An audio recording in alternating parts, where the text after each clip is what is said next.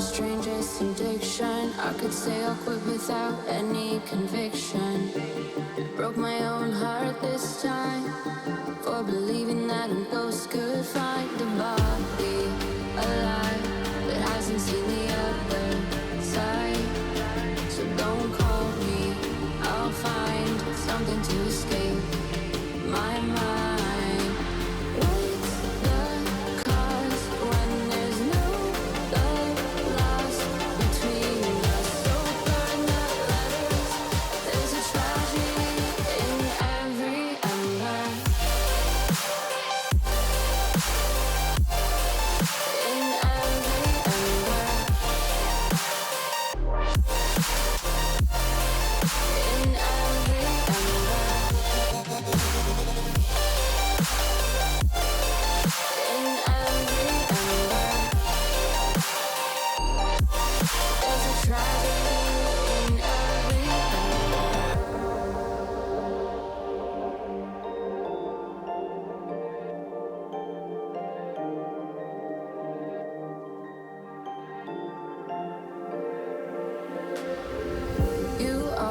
Strangest addiction. I could say I'll quit without any conviction.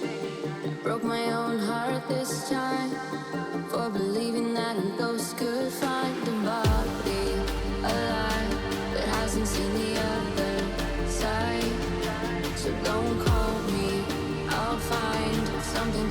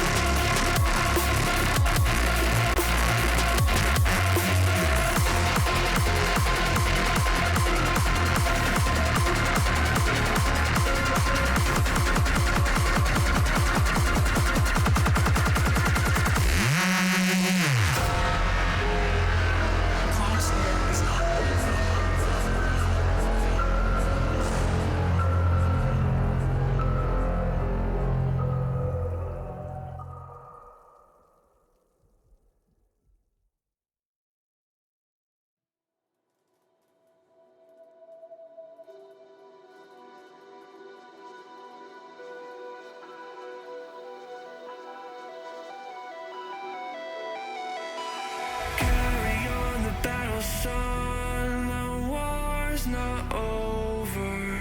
The dawn's not that far away. Hop back on the saddle soon. You soulless soldier. The dark can consume your brain. All we ever wanted was a little air to breathe. But all we got are ashes of our old memories.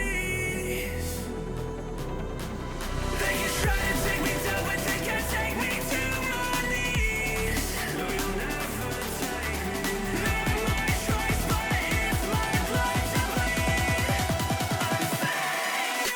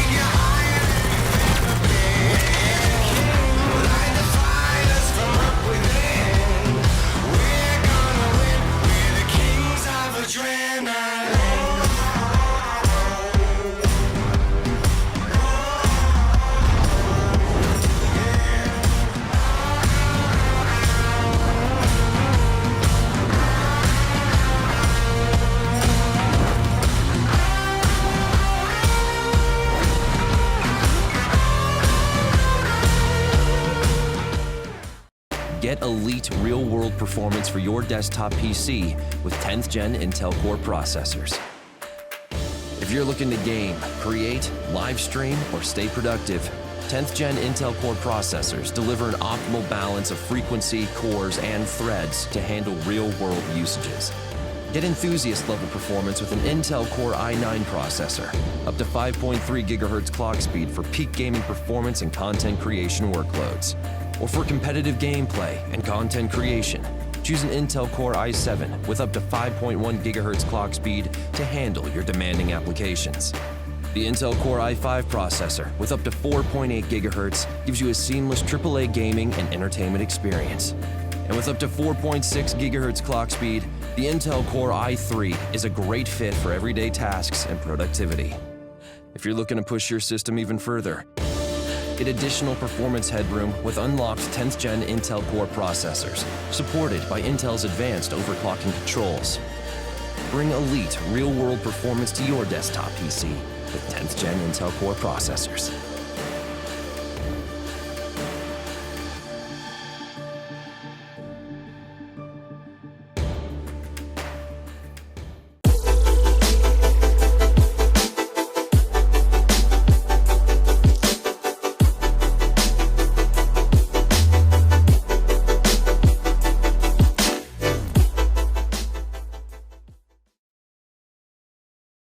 Hello, welcome ladies and gentlemen to the grand final of Season 3 of Women's League, presented to you by XP Esports.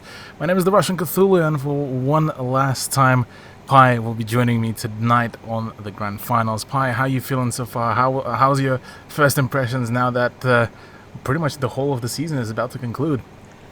Well, I mean, I can say what a blast it's been to cast through the entire round robin and to finally be here for the grand finals as well. I could not be more excited than to watch the game today because, ultimately it is going to be one of the hottest games of this entire season. It is going to be the grand finals of the Season 3 Women's XP Esports. So I'm sure there's going to be a couple of nasty shots here or there, maybe some new things for the audience to even learn from. So I'm just so excited to get right into it. Definitely. Well, before we get straight into it, quick shout out and massive thanks to all of our sponsors that managed and allowed Season 3 to happen. That is Ubisoft ANZ, ZQ Racing, Computer Alliance, Intel, Cooler Master, and Asus ROG. Huge thank you to all of our wonderful sponsors for helping us to run this whole amazing season. But as well as that, we also have a quick ZQ MVP prize that will be chosen and awarded at the end of the season, and the announcement will be coming out on socials to announce who shall be the winner, so stay tuned for that. Quite curious to see who will be the MVP choice for this season. Definitely we had a few very strong contestants for that very prize, but let's take first of all a quick look for what is going to be battled out for tonight, namely the grand final, the prize pool, the cold hard-earned cash. It is a total prize pool of $3,000 reduce. First place to get $1,500, second place $1,000, and then third place to get $500. So quite a very nice chunk of money for the top three teams. Most definitely, being in that first place is going to net you a fair amount of cash. And, between you and me, Cthulhu, I think $1,500 could be a lot of money to buy any more siege accounts that you so wish to play from. But yeah, even that. Speaking of which, let's take a look down memory lane and see what teams specifically have been competing in this round robin. Yeah, definitely. We had quite a fair few, underdog teams that have arisen to the challenge. It was Kings Women 71st, Barry's Bees, Shadownet, Nocturnal, Musketeers, and Elevate who participated within this season. And gotta say, Nocturnal, Shadownet, 71st really impressed me this season. Yeah, I definitely agree with what you said there. I feel like every single team actually really had moments where they shone and really had moments where they surprised us as casters and even the viewers with just something new that they pulled out, something unexpected, or even just winning a round when all hope seemed lost.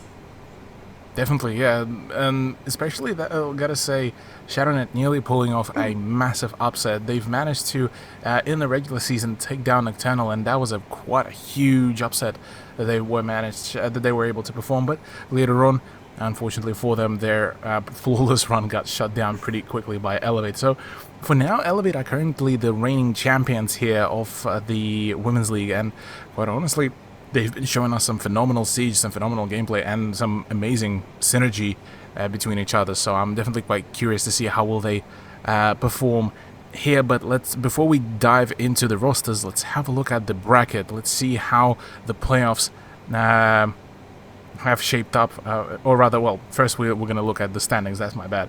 Elevate to, I would imagine no one's surprise, came around at the first place. Shannon very closely contesting right behind them on the second place, Nocturnal and 71st, though to be on third and fourth place. But I gotta say, out of all these seasons so far, I definitely will have to say that this top four bracket was probably the most competitive ever since the beginning of Women's League. Yeah, definitely. Since the very start, these four teams have shone. They have showed us that they are all quite capable of being in these intense situations, intense team fights, and being able to really perform to the best of their ability. But ultimately, it's not possible for every team to be a winner, and there has to be a ranking at the end of the day. But ultimately, in these top four, I think all four of these teams are incredibly capable and should be exactly where they are. Definitely. Was definitely also amusing to see 71st to be able to pull out quite a fair few really cool games for themselves, some really good coordination from them, but unfortunately we're only able to find themselves the 4th place. But let's have a look at the playoffs bracket. Now that we've kind of talked about and mentioned our top 4 teams, let's see how they fared throughout the playoffs overall. Elevate took on 71st, which did result in a very swift 2-0. ShadowNet versus Nocturnal was definitely a much closer game, which did see us go into all 3 maps, where ShadowNet unfortunately still ended up losing, but a very, very close game to witness, as now ShadowNet will be battling it out against 71st for the 3rd place. And for the grand final, Elevate versus Nocturnal, you could theoretically call it a grudge match, given that Nocturnal does house quite a few ex-Elevate players, so definitely still a few storylines to be made and to be closed out here, I believe, in this grand final. Yeah, and I believe that Elevate and Nocturnal, not only with their conflicting team members or with a, very mixed team roster, I believe, they have actually versed each other a fair few times outside of the Women's League round robin as well, whether it be in external tournaments or just in friendly matches up against each other. So I'm curious to see if maybe this has an effect on tonight's game, because surely at this point, they're not strangers to how each other team plays. Surely they know what to expect. So it's all a matter of landing those shots, having that communication, being in tip-top shape, and just really not letting nerves get the best of you. Yeah, definitely I'll agree with you on this one. Both teams should very much already know all the playstyle, all the tricks, and all the nooks and crannies, really, where each and every player would be hiding. So yeah, this is definitely going to be a very interesting, almost a game of chess, really, now that both of the teams kind of know the moves. So curious to see how will it really turn out. But before we get to all the action, let's take a look at the rosters one more time, because, oh man, both of these teams were absolutely phenomenal on their performance. But Elevate, so far, potentially contesting for their 3rd title, I believe, for the roster. It's Cortari, it's Chloe, Blue, Lola, Butter, Chaotic Babe, and Hani as the team coach. This team really has almost no weakness within them. Each member has shown that they are all incredibly capable of just not only fragging, but also anchoring, entering, being able to drone and have that communication up. Rarely do we see any form of lapse in teamwork with Elevate. So to have Nocturnal face up against such a strong team is going to be a challenge, but at the same time, Nocturnal is pretty capable as well. The roster of Nocturnal has shown us that they are able to win against almost every other team in this entire tournament. So to face up against almost these giants in this case is going to be very interesting to watch. Definitely. Well, let's have a look at that very roster, the one that will be contesting tonight against Elevate for one more time, to see if they can maybe finally tear down the current reigning champions. Aussie, Princess, Serenity, Crescent, AJ Tiger, Sav, and Archon as the team coach. That roster still was able to show us some really good games. Unfortunately for them, they did land themselves in the 3rd spot in the top 4 bracket, but overall managed to show in the playoffs why they are considered one of the top teams in the ANZ. Yeah, definitely. These players, as we've said, though they are currently 3rd in that round robin, they did manage to win off against ShadowNet, who was placed 2nd in the round robin, which ultimately meant that it is just going to be Nocturnal and Elevate battling it out in this grand final to see really who is the true winner and who is going to be the true runner-up in this competition. Exactly. Well, last few things to mention before we get to the actual game.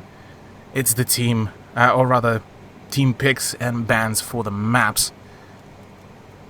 As I am quite curious to see what we are going to be playing. It is going to be Cafe to kick things off, then Oregon to follow up, and should we need a decider, it is going to be a Coastline. And what a good map to really settle the final kind of quarrel, I suppose. Just an absolute frag fest from either of the teams, should they need the 3rd map.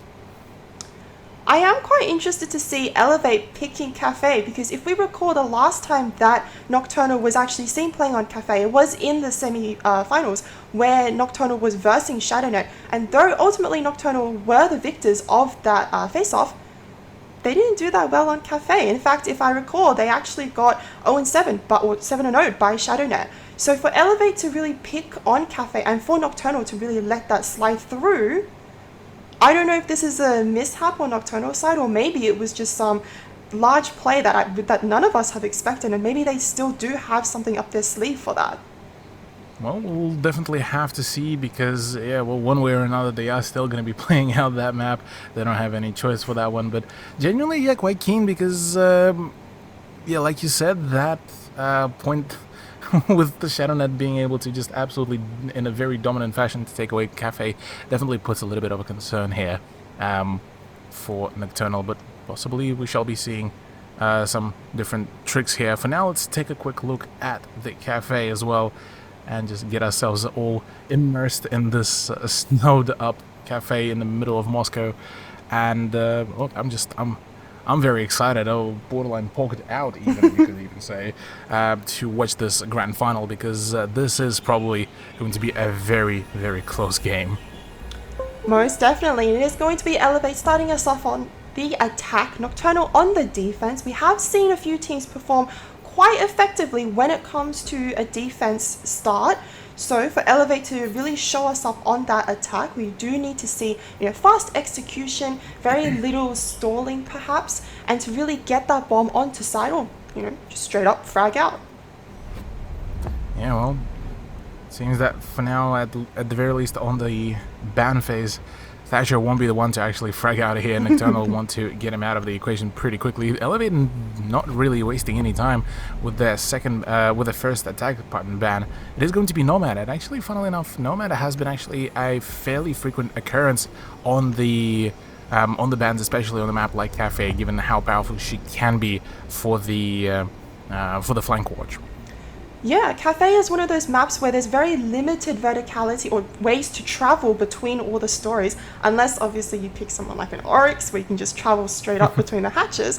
But a lot of the main movement is through the stairs, so if you can jab off the stairs with a Nomad, that really cuts any form of flanking control. So to be able to ban that out is going to be quite effective. Now Goyo ban coming in, Cthulhu, what do you think about that?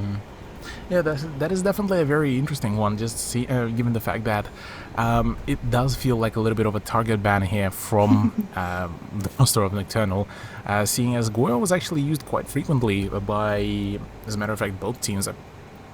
I believe Elevate more so, but it's we've seen quite a fair bit of the Goyo picks actually more so in Oregon rather than Cafe, at least in my memory. So seeing him out, it definitely feels like maybe Nocturnal did some hidden homework there for themselves, and I'm curious if that will really put a spanner in the works of the Elevate roster. For now, though, it's Bar and Cocktail Lounge, nothing too unusual. Main thing here, looking at the rosters as well. Well, for the defense, it's all very much of a still well-recognized Wamai and Jaeger combo, now even though it's been nerfed, as well as that the introduction of the Kayad, whereas for Elevate, they are still bringing in some sort of a passive flank watch in form of the Gridlock, as well as that. Still only a single person on the hard breach, but then the IQ. Now IQ, she is still a fairly frequent occurrence, but straight off the bat, a pick by Elevate does indicate that they are intending to get rid of as much of the electronic utility as possible in very first round. So they're not seeming to be fooling around anymore. This is as serious of a game for them as it can be. Yeah, and not only can IQ be used to just, directly get rid of gadgets, but she can also just use her scanner, maybe stand in from the roof, just to really see where the majority of the gadgets are being concentrated by the defending team, in this case Nocturnal. A lot of the times you should be expecting someone to play on that pixel angle in piano, so you can exactly see how many ADSs or how many Wamai magnets are being concentrated there, and therefore you can do some quick math and really calculate how much utility you need to be burning in order to get that angle effectively. Yeah, well, talking about utility, currently currently grenades will need to be used up to actually force Aussie Princess out of her position, but right now actually Bluey has a little bit of a different idea here to try to maybe contest the blue hallway rather than the upfront of the piano room, which is not a bad idea, although AJ Tiger already has her sights trained here onto that position, although, well, she's just waiting for essentially just jump in, because so far Bluey won't be able to really find anything unless she decides to just swing in right in through the window, so won't be expecting too much action just yet.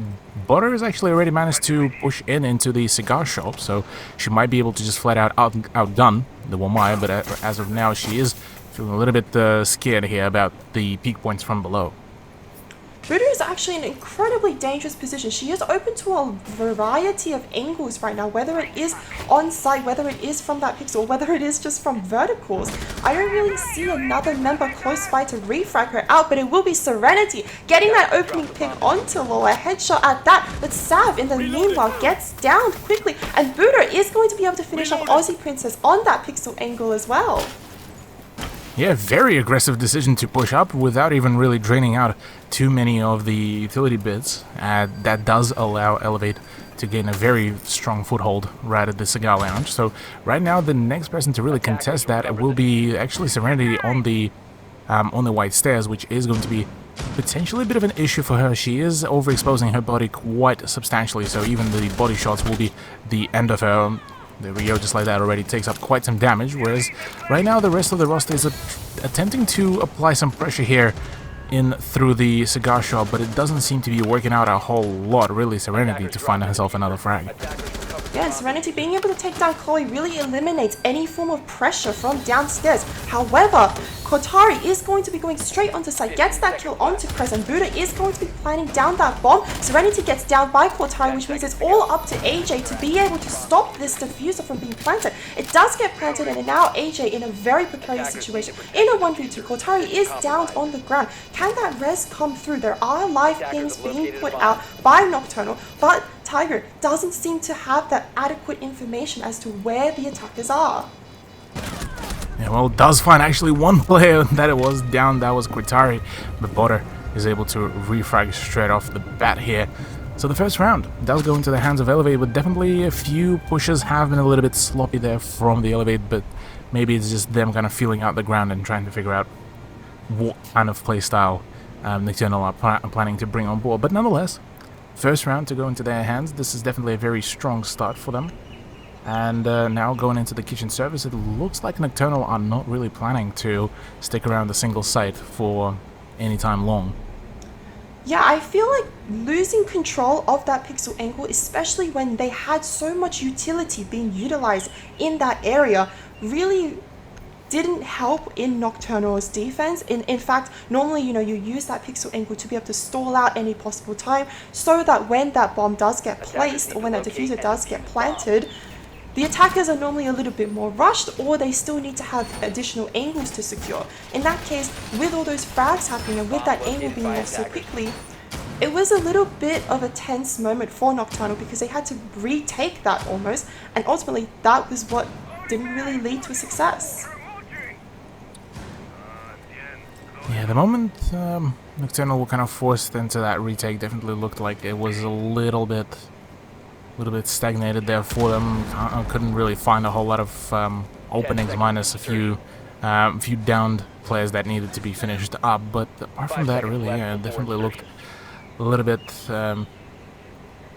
odd there for themselves. Looking right now at the setup that Nocturnal are bringing in, 2-player roam up at the top floor, no presence whatsoever on the second floor just yet, and then a 3-player hold in the ground floor. Looks about right, but they are very much still banking on the fact that Elevate will be starting off their push from the top down, which looks like it's going to be the case, but I would be surprised if we shall not be seeing any kind of pressure to be also applied straight away onto the second floor, which could be a massive issue for Nocturnal should Elevate cut off their rotation points. Yeah, should Elevate cut off their rotation points with that grid, with Kotari on that gridlock, it could prove to be quite an ineffective roam, especially if they're cut off like that. However, Sav and Serenity are quite close to each other and they are holding quite strong positions at that. But look at the amount of drones that Elevate is dispensing to flush out these roamers. Already, Serenity is forced to drop down the hatch. Luckily, Sav, with this unique passive of Vigil, is able to remain undetected by these drones. But Elevate will know that there is a member still upstairs roaming around. Unfortunately, no, Sav has been forced downstairs, and now Bluey, being hot droned in, does realize that the entire top floor has been cleared out. Yeah, that was a very quick take as well. Gotta say, the moment they realized that both of the players have rotated out of the third floor, they pretty much took a very quick control of that. Bluey already dropping in. Sav might actually be able to get a drop on the Zofia player, but right now a crossfire is there, and Serenity is the one able to shut things down. So a very good play there between the two Nocturnal players.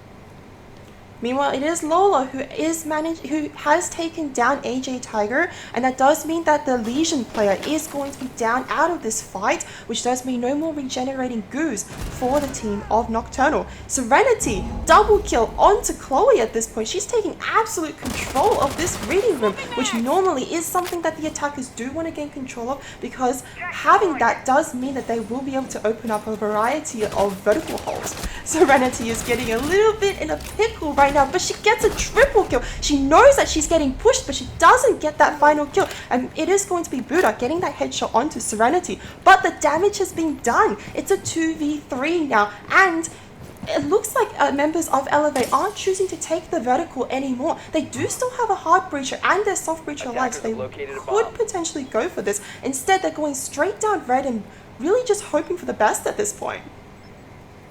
Yeah, well, Butter is already about to push in, gets, nearly refragged there, UMP just pops off, but no, just cannot seem to be able to win out the gunfight. The Aussie Princess does go down, Sav does find one shot, 10 seconds remaining, another swing needs to happen, but the plan also needs to happen as well. Butter will be trying to stick actually the defuse here, 3 seconds, 2 seconds remaining, the plan needs to be stuck here, and Butter needs to turn around, but no, cannot find Sav, and Sav is able to finally find a refrag there. Nocturnal still will be getting themselves on board with a point. Yeah, what a turn of events. You know, at one point it was a triple kill on the defender side, at another point it was a triple kill on the attacker side. That was a lot of frags being happened in a short period of time that I did not expect were going to be happening. And Buddha even managed to get that bomb down while Sav was trying to push up for that. But ultimately, you know, it is now a 1-1, which does mean that choosing to go down into that kitchen site was the correct play in that case. Yeah, definitely it allowed Nocturnal to reset themselves a little bit to kind of think about what kind of strats could they really work around if they did want to find some success. And now returning back to the bar and cocktail lounge, they should have now a pretty solid idea as to how aggressive, or rather how much more coordinated Elevate are planning to play around and what to expect from them when the push does actually happen. Now they already know that as well. There's going to be a plentiful amount of pushing as well to be done by Elevate, so they will be, or rather should be, prepared for all that aggression. Same lineup, funnily enough, from Nocturnal to come out here for the defense, so curious if they will be able to just adapt different positioning, I suppose. And this is something that I did notice from rewatching, you know, VODs between the last time that Elevate and Nocturnal faced off. A lot of the times, Nocturnal, however capable they are, they have shown to be very stilted when it comes to their defense. They haven't really shown a lot of adaptation as to when Elevate. They've shown a lot of adaptation. They've shown a lot of different ways that they've held sites, different ways they've attacked sites. So for Nocturnal to repeat this site once again with the same setup, with the same operators almost, I wonder, is there going to be more of a presence in that piano room? Is there going to be more of a crossfire? Because, you know, those walls in that trash wall is soft, is open, which means Serenity can help with that crossfire to whoever is holding down on Pixel. So, if they are able to get that crossfire down, they will really be able to put a dent into Elevate's plans, because if they aren't able to get that piano control, then ultimately I don't know how things are going to be going for Elevate. Yeah, definitely there are a few ways to shut down the push, as it seems that Elevate are also having a few of their own reads here. We already know that there might be some presence in the train room, which, well, rightfully so. Well, they know that there is Sav in the general vicinity, and after those few pre-fires now, more of a precise position has been revealed for her. So, yeah, this is definitely looking like not only Nocturnal are starting to attempt to make some changes here, it seems that also Elevate are also putting in quite an effort into keeping things as fresh as possible. Aussie Princess actually already got tagged up and forced out of her position, funnily enough, before any kind of push happens, and still with a minute and 40 remaining, Elevate have just about the perfect set of time to really go in for the push. Chloe already jumping in, very hungry to find that frag onto Sav. Yeah, Sav can stay alive in this case, perhaps even get a kill onto Chloe. It would be huge for Nocturnal because it does mean that they do have a player downstairs playing with a C4, being able to deny any possible plant. But it will be Bluey getting that kill onto Serenity. Not quite the Sav pick that we thought was going to be happening, but still a frag nonetheless. And right now, meanwhile, whilst there's all that ROM hunting is still happening, we still yet to find the push, and oh, a bit of an oversight there from Chloe. Runs right into Sav's sights with her back turn, and right now, well, at the very least, Bluey knows where exactly the push to happen. Does a little bit of a switcheroo play there, but Sav is completely unknown about the position of her opponent, so right now this is very, very workable for the act. Bluey is not in a good situation right now to be able to flush out any form of roam game, because if you look at the drone usage on Elevate's side, they invested so much into trying to flush out these roamers that they barely have any form of intel to really push onto site. So though they can lock down where Sav is, and they know she's in the reading room, they don't know exactly where. And it will be Buddha who is going in for that plant onto that trash wall. Doesn't seem like Nocturnal really know that it's going down. And she will be able to get away with it. Yeah, Crescent was completely just blindsided there at that position and really couldn't find anything. Double kill for her, but Cortari is there prone behind one of the bar stands and able to clutch it out for Elevate. But my goodness, that was getting a little bit dicey there for Elevate, gotta say. And Crescent would have actually been able to shut down because she had actually a very clear shot onto, I believe, the thighs of the Thermite. Yeah, you know, those thighs of Thermite, one too many times they distracted me. Oh my. Take notes, people. Well, what can I say? You know, I'm a sucker for a hard breacher. Yeah, fair enough. Understandable. Understandable. I can relate to that. Memes aside, though, we are going to be reverting over to Reading Room and Fireplace. That so far is, well, this is the first time picking, as it seems that the bar and cocktail lounge is not really working out for Nocturnal, so we'll be very promptly electing to get out of there, although they're still going to be having to defend at the very least the cocktail lounge area to just provide some sort of safety for the vertical plays above the reading room side, and so can be said theoretically, or rather partially, just by the dining side, but I highly doubt that we are going to be seeing any kind of close by, I suppose, presence to the dining side. Main kind of point of attraction is going to be that reading room or the cocktail lounge, and those definitely should provide plentiful amount of angles. Yeah, and with that pulse in play as well, it should definitely ease the job of Nocturnal so that the members who are holding in that bar and cocktail position will be able to get almost live updates onto the movements of Elevate. Pulse should be a very good, very viable pick. Sav sticking to, for now, the trend of her staying on the low rate of fire guns for the time being, but still plentiful amount of utility, so nothing to be worried about here. Curious about the pick of Melusi as well here, seeing as the overall roster for Nocturnal has seen quite a complete turnaround there, but look, Aussie Princess right now is about to maybe contest here against the gridlock of Cortari, and right now it's certainly looking like things might get escalated really quickly, but we'll have to see if that is going to be the case. Yeah, Cortari really doing her job here, trying to cut off any form of really rotation that the defenders could be hoping for. These pings, these soft pings are coming through, which does mean that members of Nocturnal are being live droned out as well. But ultimately, they can't really get that pincer movement down unless they really go for more of a cigar push, because holding an angle at this point, you can throw in as many gadgets as you want. No defender's going to be peeking you there. Not at all, yeah. Aussie Princess keeping her position very, very clear, and still being able to just completely douse the whole top floor with those magnets definitely should be allowing quite a few utility drain options, whereas Qatari is just absolutely stagnated. So right now they are waiting to actually have the rest of the players to actually go in for the push. That is Butter and Galola. And right now it's mainly actually Bluey as well going in for the push. I just witnessed with the edge of my eye the C4 flying through that opening, but to no avail. Unfortunately won't be able to find any damage, although what does happen is that Butter actually does take up quite some shots to her feet from below with that shotgun, and right now we'll be definitely at a chance of potentially falling to the next few shots. Chloe trading out Serenity for Lola, being able to at the very least keep the player count down to 4v4, but right now so many players of Elevate are so low on health right now.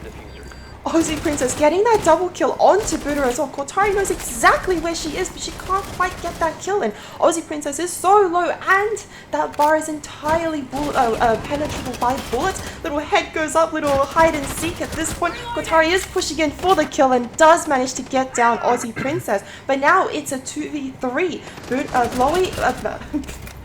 Bluey and Qatari need to be able to take control of that objective. There is only 20 seconds left on the clock. Qatari is going to be going for a reading room push, but Tiger is holding down that stronger. Crescent is still on the flank. There are pings coming through, but Bluey is watching out for the flank. Tiger gets that C4 onto Qatari and Crescent with that final kill onto Bluey. There we go. Yet another trade of rounds. It seems that the moment we're not seeing any kind of return on any kind of early push, it seems that Elevate just keep on getting stagnated there for themselves, unable to really find anything. So on a 2-2 scoreline, there's still 2 more rounds to be played out here for the 2 rosters, and Elevate definitely want to get themselves some sort of a point advantage here before they go into the second half, because if they do end up on 3-3 scoreline, I doubt that they will be quite happy about that kind of compromise between the 2 teams, and definitely would probably want to see something across the lines of a 4-2 scoreline. But seeing as ferocious Nocturnal are, seeing as well they're able to defend their position, it is certainly looking quite promising here for Nocturnal to potentially even make an upset. Yeah, and I just do also want to point out Nocturnal with that little cheeky pick onto Capcan, Sav on that Capcan. Not an operator we do get to see a lot of play from, seeing as, you know, a lot of the times you would prefer to go another operator, maybe a Jaeger or maybe a Ramai, just so you can have that hold in Bakery, which is a lot of the times very meta to hold because it is such a powerful room. In this case, however, instead of going for any form of projectile denial, we're going to have a trap operator, which is very exciting to watch. Oh yeah, most definitely. The Capcan is one of my all-time favorite operators. Not obviously for the country bias, not at all. Not at all. Not at all. Wouldn't be me. But the traps definitely do allow quite some flexibility in how you want to essentially play, or maybe funnel some of the attackers around, and maybe even play around some of those traps, given the fact that they do dish out quite a substantial amount of damage. So the moment somebody does walk past, a bit of a cheeky crossfire, and well, there you go, an easy frag there for yourself. So wouldn't be surprised if that will be the case here. Funnily enough, so far, Elevate has switched up things a little bit, although not as much, to play a push so far on the second floor. Won't be actually finding anything just yet, seeing as Serenity and Sav are still playing around the cocktail lounge and the construction, or rather white hallway. There's very little utility upstairs to be able to help out Nocturnal, but as I'm saying this, it is going to be Serenity getting once again that opening pick onto Lola, which is huge because that does mean it is the Sophia player, as it is. You know, Aussie Princess on that castle with those castle barricades. Lola isn't going to be able to take those down because, you know, unfortunately, she's dead. Yeah, for Lola, this is definitely going to be a very quick ending for her on in this very round, but right now, the rest of her team still has a chance to really bring it back, although right now, no damage back has been received to Nocturnal, but just as I say that, Serenity does get taken down by Butter, so a good opening here to get rid of the Mozzie. There's still a presence of Sav that hasn't been really checked out, and well, Sav is very keen and very ready to punish that. And that also does mean that the diffuser has been dropped by Buddha on those white stairs, which does mean that members of Elevate need to be able to, almost retake those stairs, be able to reinvest their drones and their gadgets to be able to collect that bomb.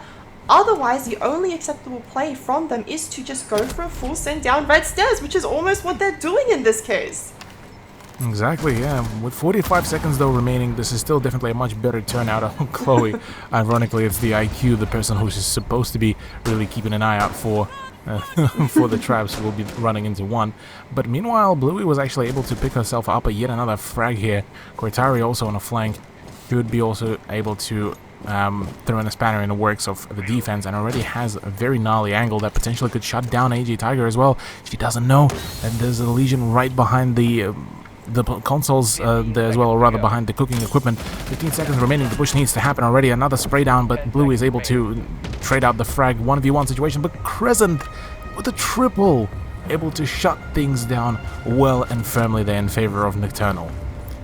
Nocturnal really showing us that this kitchen site is one of their strengths. Yes, it has been very close each time that they have defended it, but ultimately that doesn't matter because they are the victors every single time of that kitchen defense side. Yeah, being well, so far both of the defenses on that side have been absolutely phenomenal there for themselves, and that first one being able to destroy the diffuser and get the frags, similar thing has been repeated here as well for the previous round, with all enemies being killed off. So yeah, this is a good thing here for Nocturnal, but now they are unfortunately for the third time in a row, or rather not row, third time overall throughout this whole half, we'll be going to the bar and cocktail lounge, which is the site that has been so far not really working out for them. And looking at the roster yet again, not much is being changed. The Capcan is now put back into the attic yet again. Whereas for Elevate, they are adapting. They bring in the Jackal. They yet again bring in the Ace as well for all of the needs for the breaching. So it's good to see that Elevate still have quite a fair few tricks and up their sleeve before the actual final encounter will start commencing. Yeah, most definitely. Last time Elevate did utilize a lot of their resources in order to really flush out Sav, who was hiding downstairs in that reading room, and they did actually, fall prey to her more than once as well. So to be able to take in that Jackal, to be able to, quickly really spot out her position, identify that without really utilizing any drones, is going to be a huge benefit for Elevate.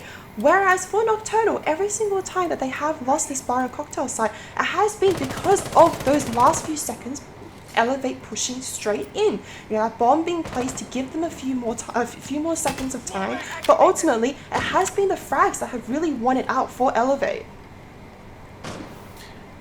Yeah, the frag game definitely has been a little bit shaky there.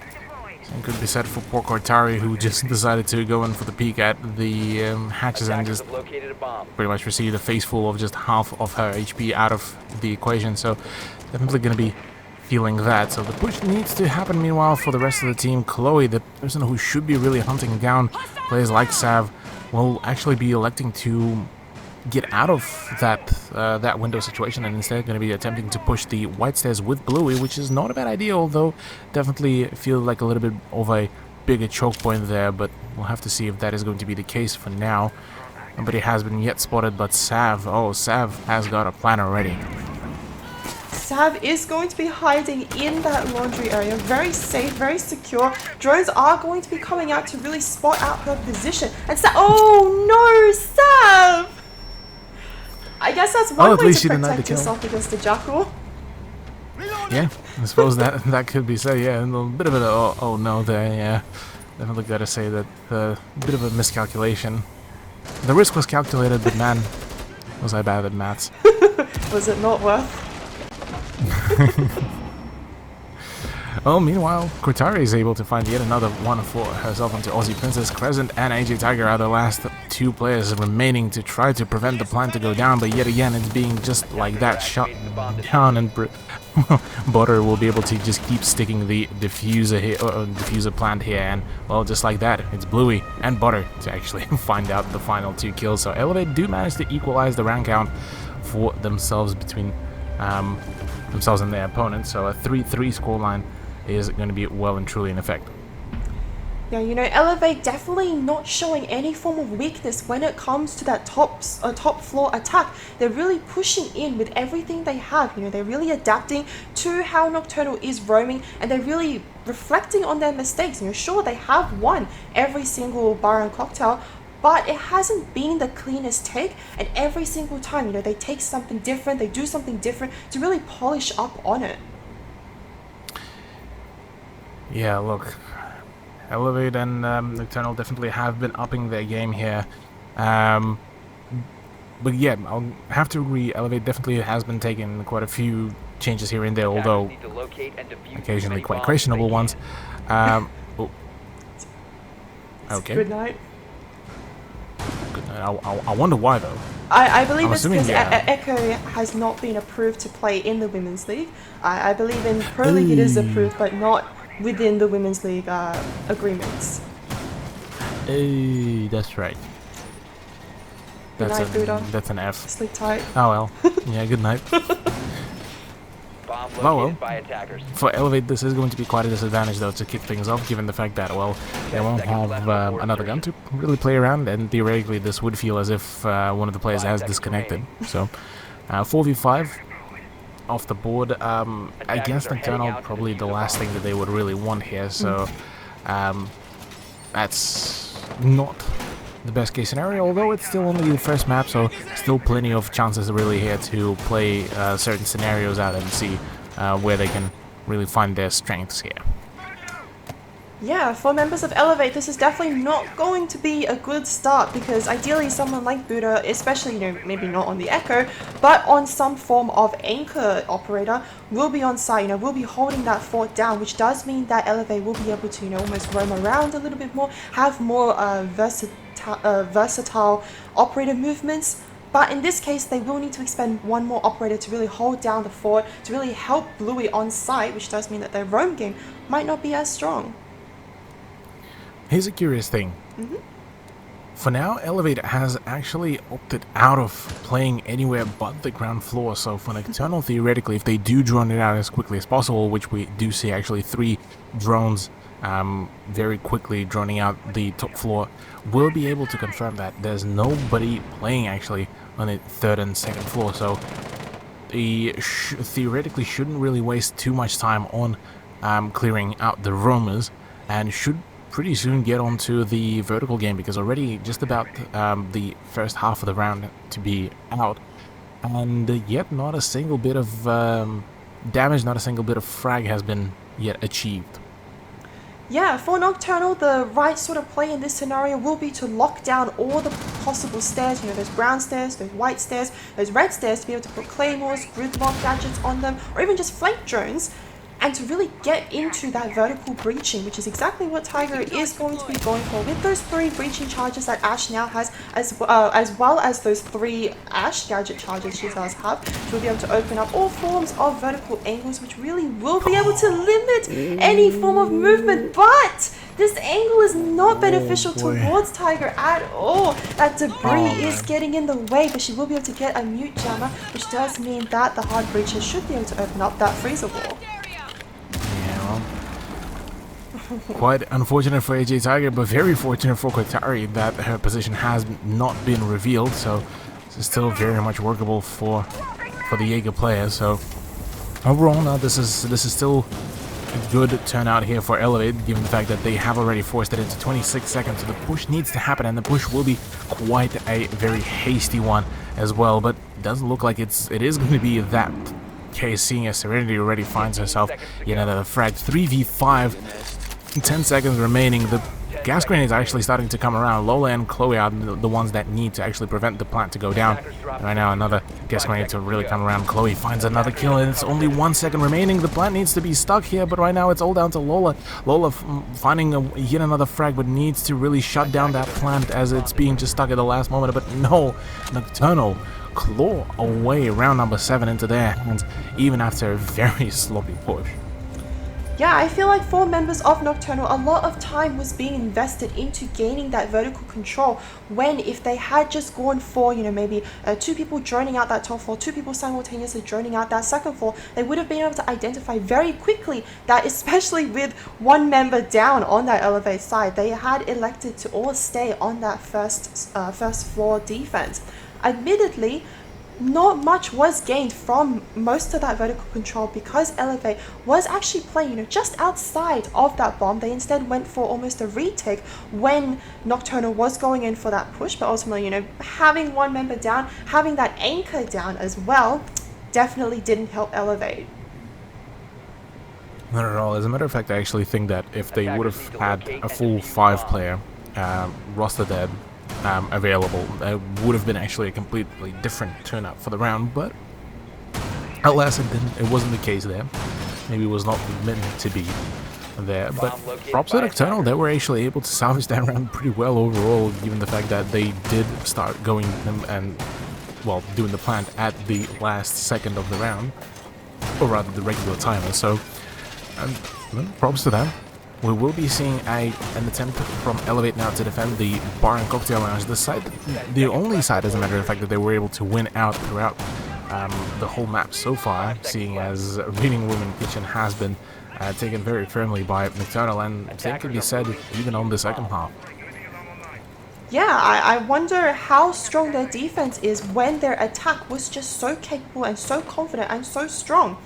I do want to point out a little bit of a difference between how Elevate is setting up their bar and cocktail defense compared to how Nocturnal was.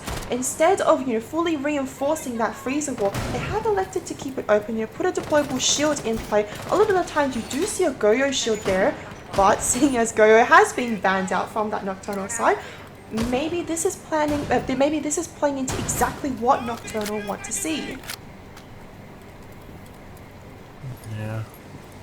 Curious what is happening there for Serenity as to what has happened, but it doesn't look like she lost any HP there for herself, so at the very least we'll be seeing her continue the game. But yeah, look, at the moment I'm definitely curious how much did the Goyo ban really affect the general play here, because Elevate may have been banking on the Goyo and the Vulcan shields a little bit, maybe too much. Butter getting a little bit too aggressive against those drones is definitely there to maybe see if she can find some sort of openings for her, or rather try to deny some more information. But right now, a bit of a mistimed magnet throw out. We'll be definitely seeing a few more issues for herself, and before she retreats, might look into scoring herself yet a few more catches with those magnets.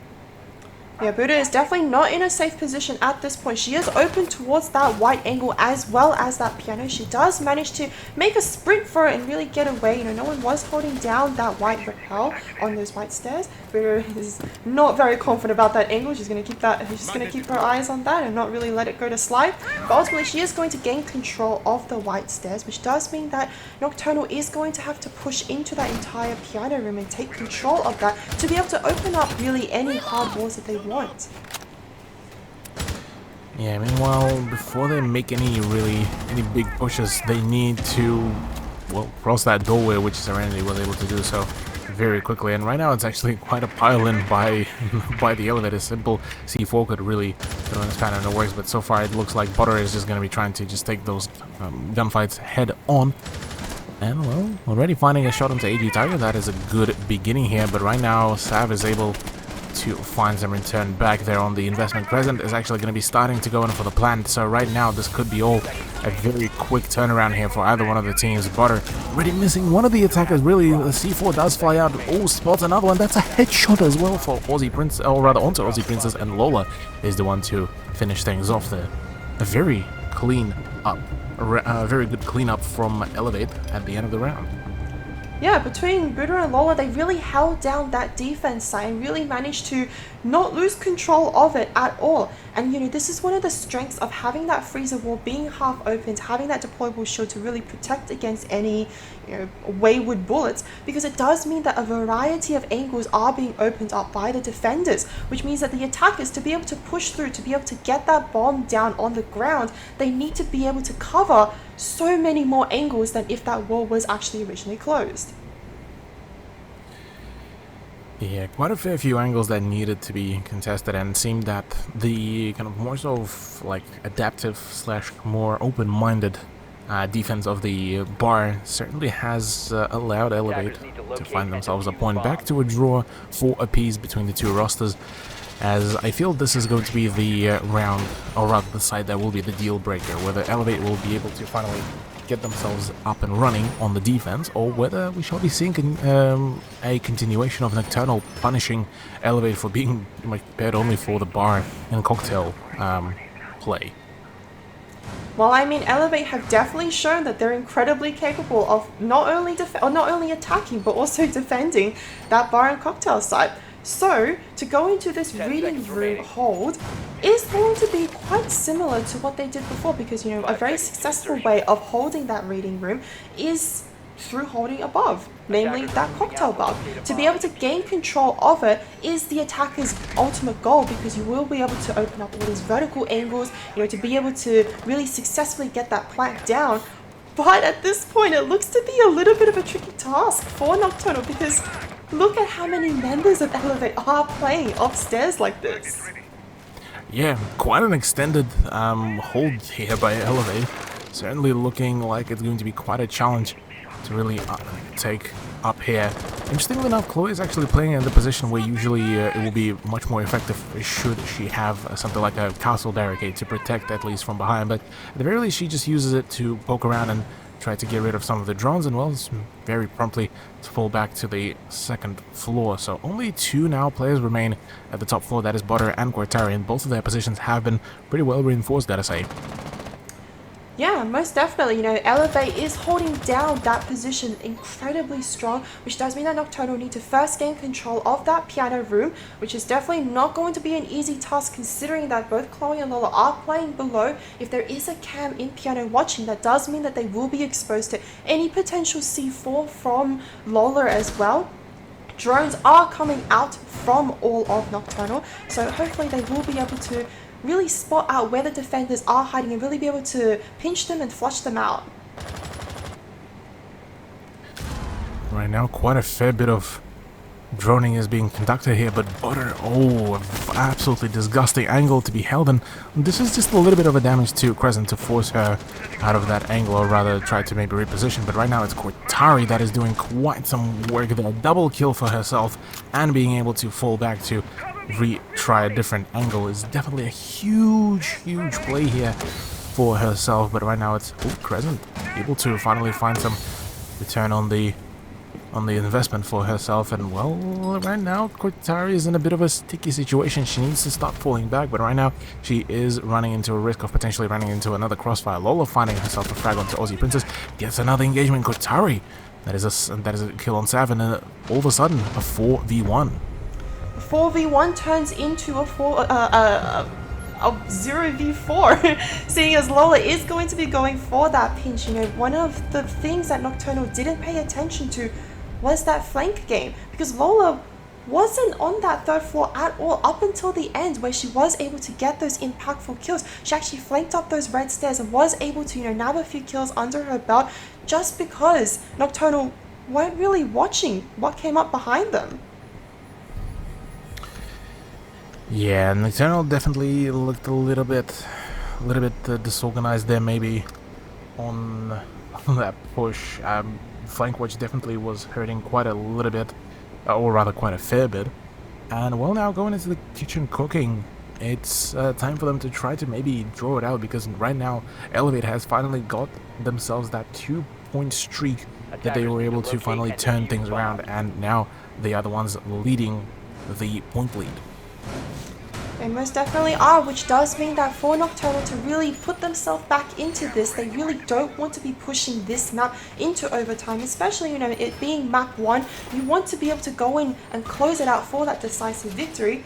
But on the other hand, this map is Elevate's pick, which does mean things are not that easy for Elevate at this point. You know, going for a pick onto Cafe, maybe thinking it was going to be almost a free map, especially considering how the last time Nocturnal played it wasn't as close as a 5-4 as what we're seeing now. Maybe Elevate wanted to go for a quick decisive win onto that first map so they'd be able to have that early advantage going on to the next few maps. But at this point, Nocturnal is really pushing Elevate to the limits of their ability, and that's something I really commend Nocturnal for.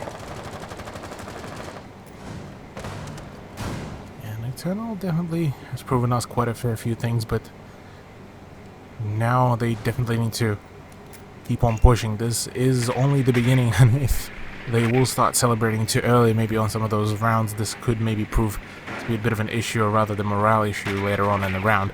Already, Crescent does spot a Wild Vigil playing up and around, where the ERC-7 will be cloaking any further steps, but right now at the very least Chloe's position has been also revealed, so right now, well, at the very least Bakery has been actually very firmly given away to Nocturnal to go in for the push in the breach. Crescent will be opening up those head height holes to be able to go in for that Bakery wall, which does mean that a variety of angles will be opened up for the attackers. Kotari, meanwhile, is going to be playing that vertical alongside with Lola. What a dirty angle upstairs in that train onto that prep. But Crescent getting that headshot onto Buddha does mean that the Vigil will be cut off, but Crescent is so low. 1 second in that smoke gas will be the end for her. Oh, Lola, bit of a premature there. Fire will be resulting in not really finding any frags, but instead it's Chloe and Cortari. Cortari going hard with that double kill, as well as that Crescent also pitches in on that whole dilemma 2v3 situation, but oh, just the range doesn't really work out there. The reaction time wasn't in her favor, and now it's all down to AJ Tiger to try to bring back her teammate, and well, rightfully so, will be able to actually revive back Crescent. So back to a 2v3, but right now the health disadvantage as well, and truly now in health advantage rather in favor of Elevate. And well, right now all they need to do is just wait for the push to happen, or rather Lola doesn't really want to wait. She just finds the shot onto Crescent. Now it's all down to AJ Tiger, and right now target reach environment, but can't really hit any of the shots.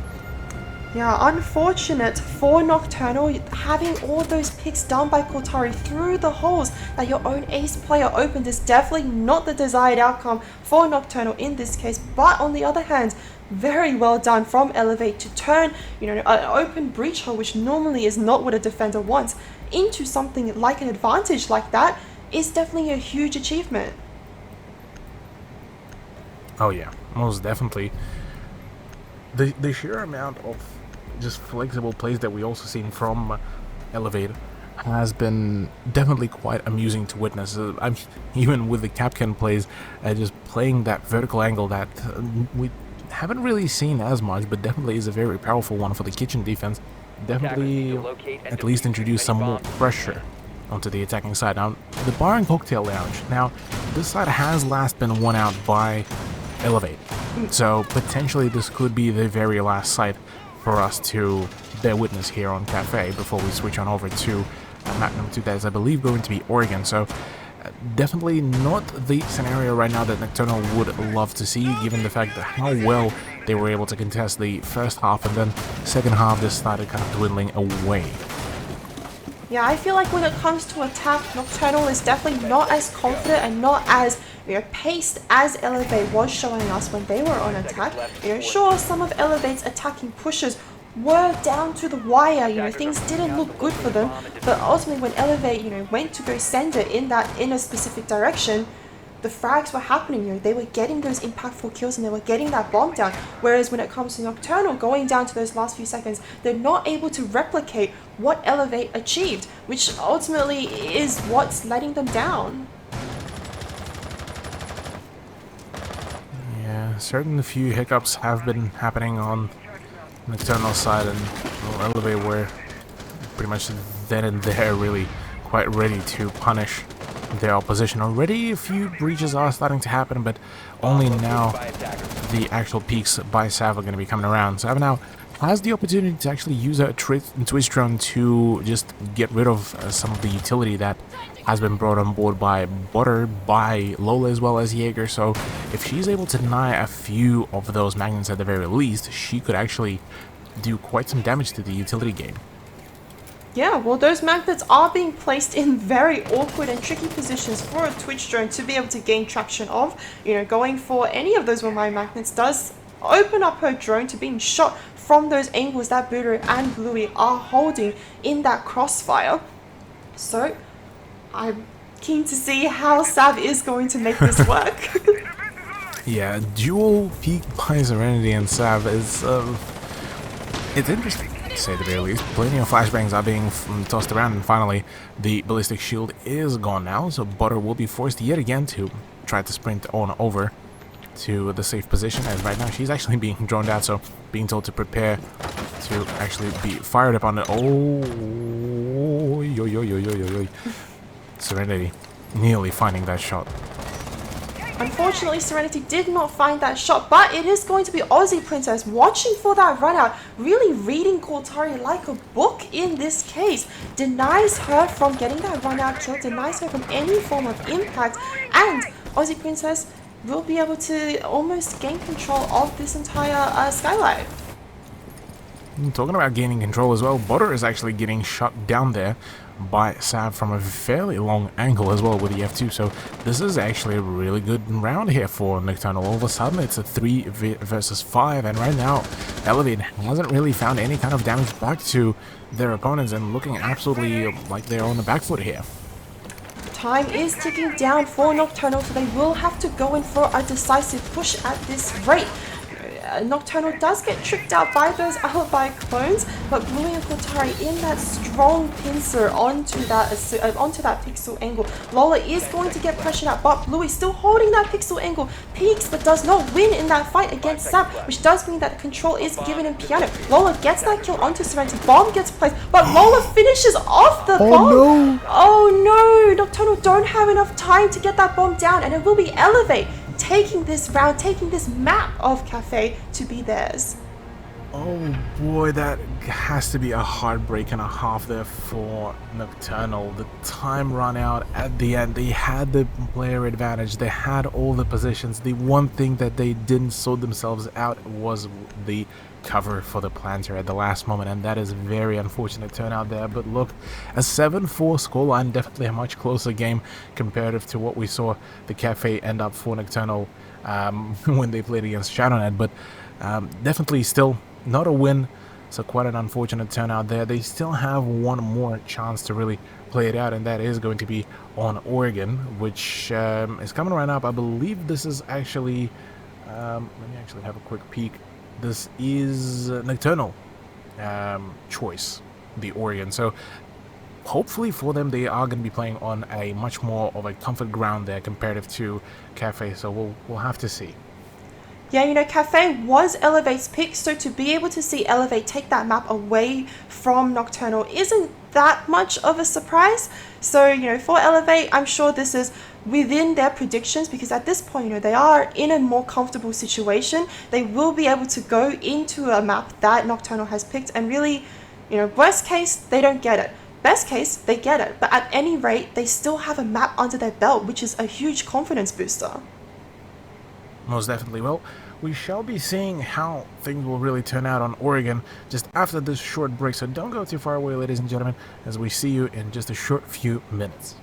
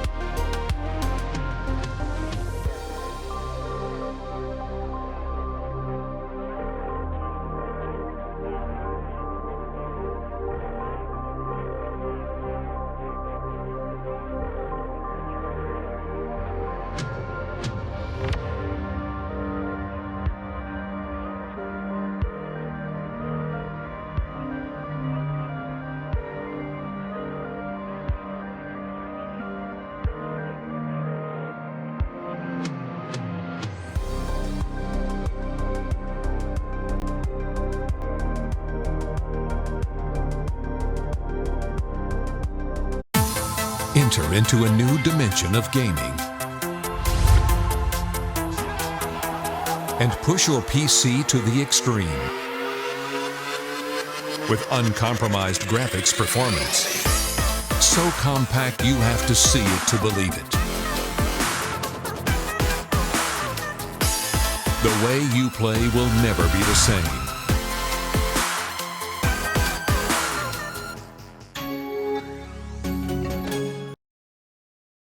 Ladies and gentlemen, welcome back to the grand final of XP Esports Women's League Season 3. So far, Elevate has been gotten in the lead maps-wise, and were able to take a fairly firm control once they got into the second half. Now, Pi, what kind of things do Nocturnal need to really perform here now that they're going on their own map pick to find themselves back into kind of the swing of things, back into the points, at least the draw between the map points, and push themselves onto map 3? Well, you know, the straight up obvious answer will be for Nocturnal to take Oregon as their map victory, because to take it means that they will be able to go on to the third map, the decider map, which will be Coastline, where the victor can be decided. Really, Nocturnal at this point have no leeway to fall back on. You know, they can't afford to lose this map, not only because it is their pick, but also because if they do lose it, then it will mean that Elevate will have 2 wins under their belt. And because this is a best of 3, it will mean that Elevate will be the victors in this case.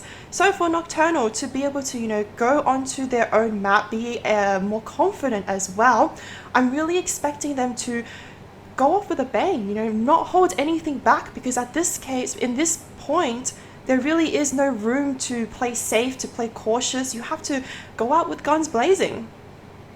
Yeah, definitely. Quite a fair few actually times that we've seen Nocturnal actually go out guns blazing, and it did work out for them quite well. So it seems like it's more so of a as well occasionally a case of consistency and how firm is it for Nocturnal. So definitely it's going to be a very close contention. But yeah, look, for now, let's also have a quick look at the maps. It is going to be Oregon, like we mentioned before. Coastline is going to be the final one should we need a decider. But yeah, 7-4 on Cafe definitely was a very decisive victory once Elevate finally took the control of the momentum and took control of the defense operators rather. So Oregon, let's have a look at the actual map itself before we dive straight into it, as both teams are ready to roll. They're both ready to frag out, and look, it's still a continuation. There's still both sides are able to win it out this on this very map, and should Elevate win it here, this could be it potentially. The grand final could be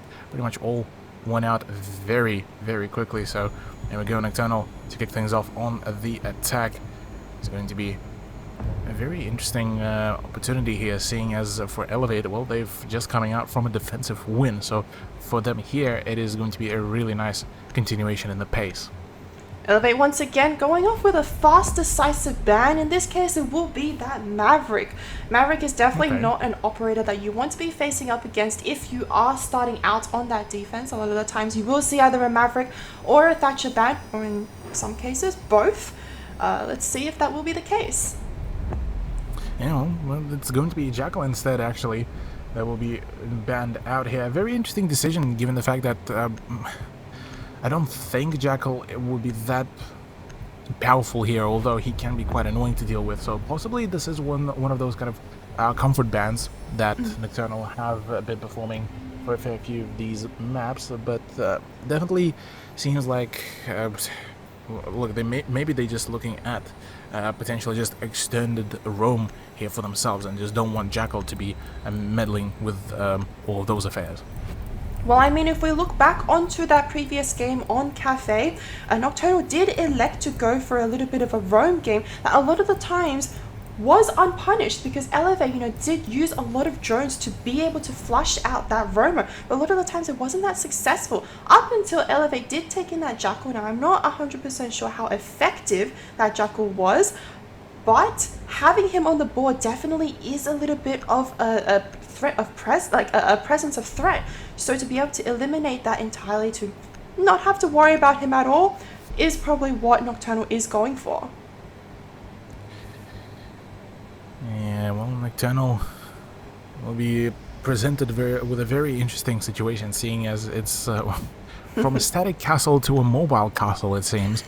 A switch over to a clash for Chloe will be bringing a few very interesting opportunities, to say at the very least, for Elevate, seeing as they are going into the laundry and supply room for themselves for the first round. And well, overall, let's say it's workable. Probably Clash on this very side will probably be the most effective, seeing as she's able to block out some of the doorways, and as well as that relay a huge amount of information as well while she's at it. So the main issues, I reckon, going to be here for Elevate going into this round is keeping the firm control of the freezer hallway, as well as that having a very keen congestion on the watchtower stairs.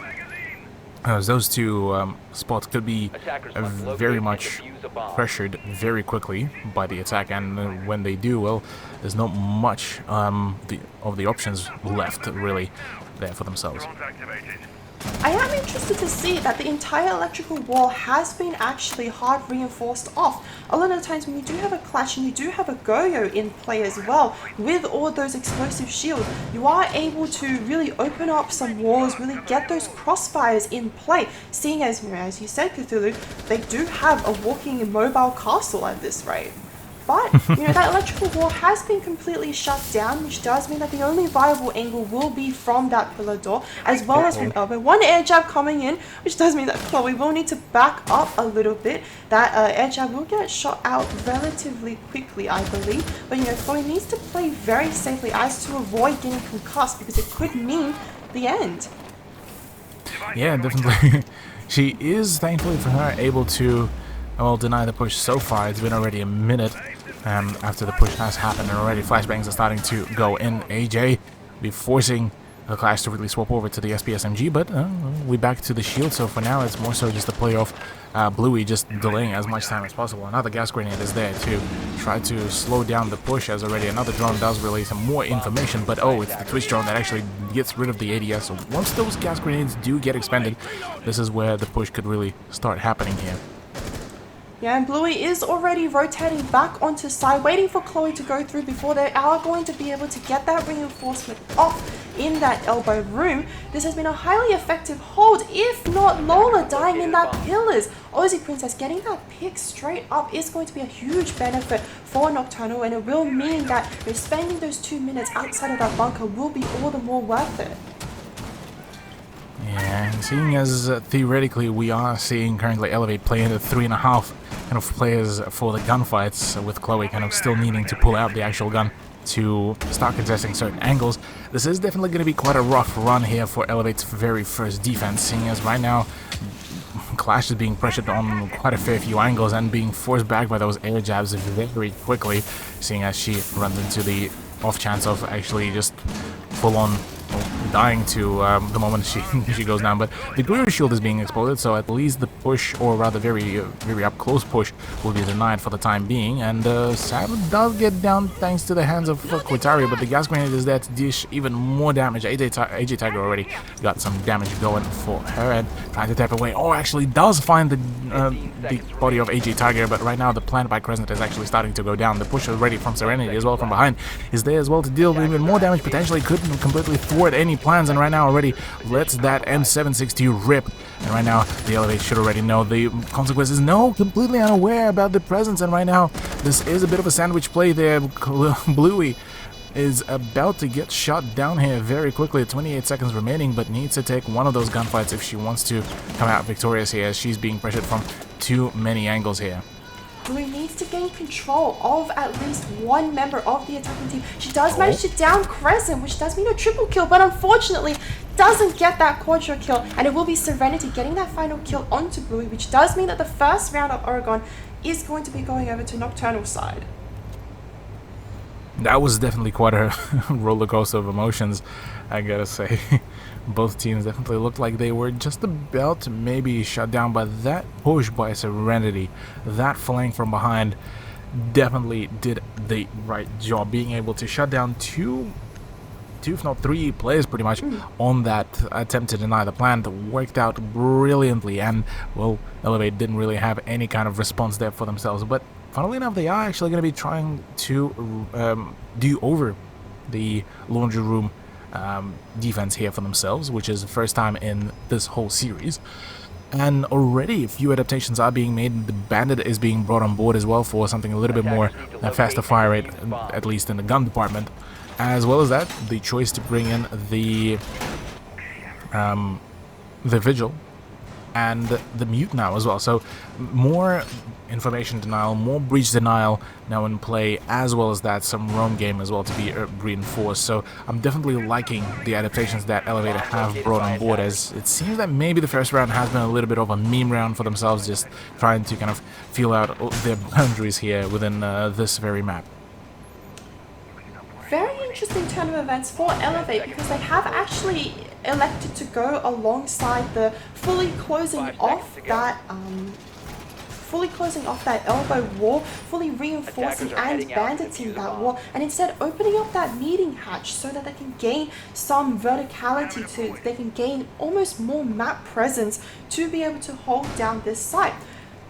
If Nocturnal have appropriately drawn this out, they will realize that pushing onto site from, almost that blue side is going to be a little bit more difficult, seeing as all these vertical angles have been opened up. But Serenity, very quick on the action, is going to be going straight into that big tower, droning herself in just to really double check that no sneaky defender is hiding up there. We'll be able to spot out a little rotation hole in that attic, but ultimately it does seem that Nocturnal is aware of that vertical presence that Elevate possesses. Yeah, certainly looks like the plan has been already discovered. It's more so how will now Elevate play around that fact. Lowly is actually going to be playing right above that attic, although, funnily enough, well, the hatch has been fully reinforced, so at the very least there's that.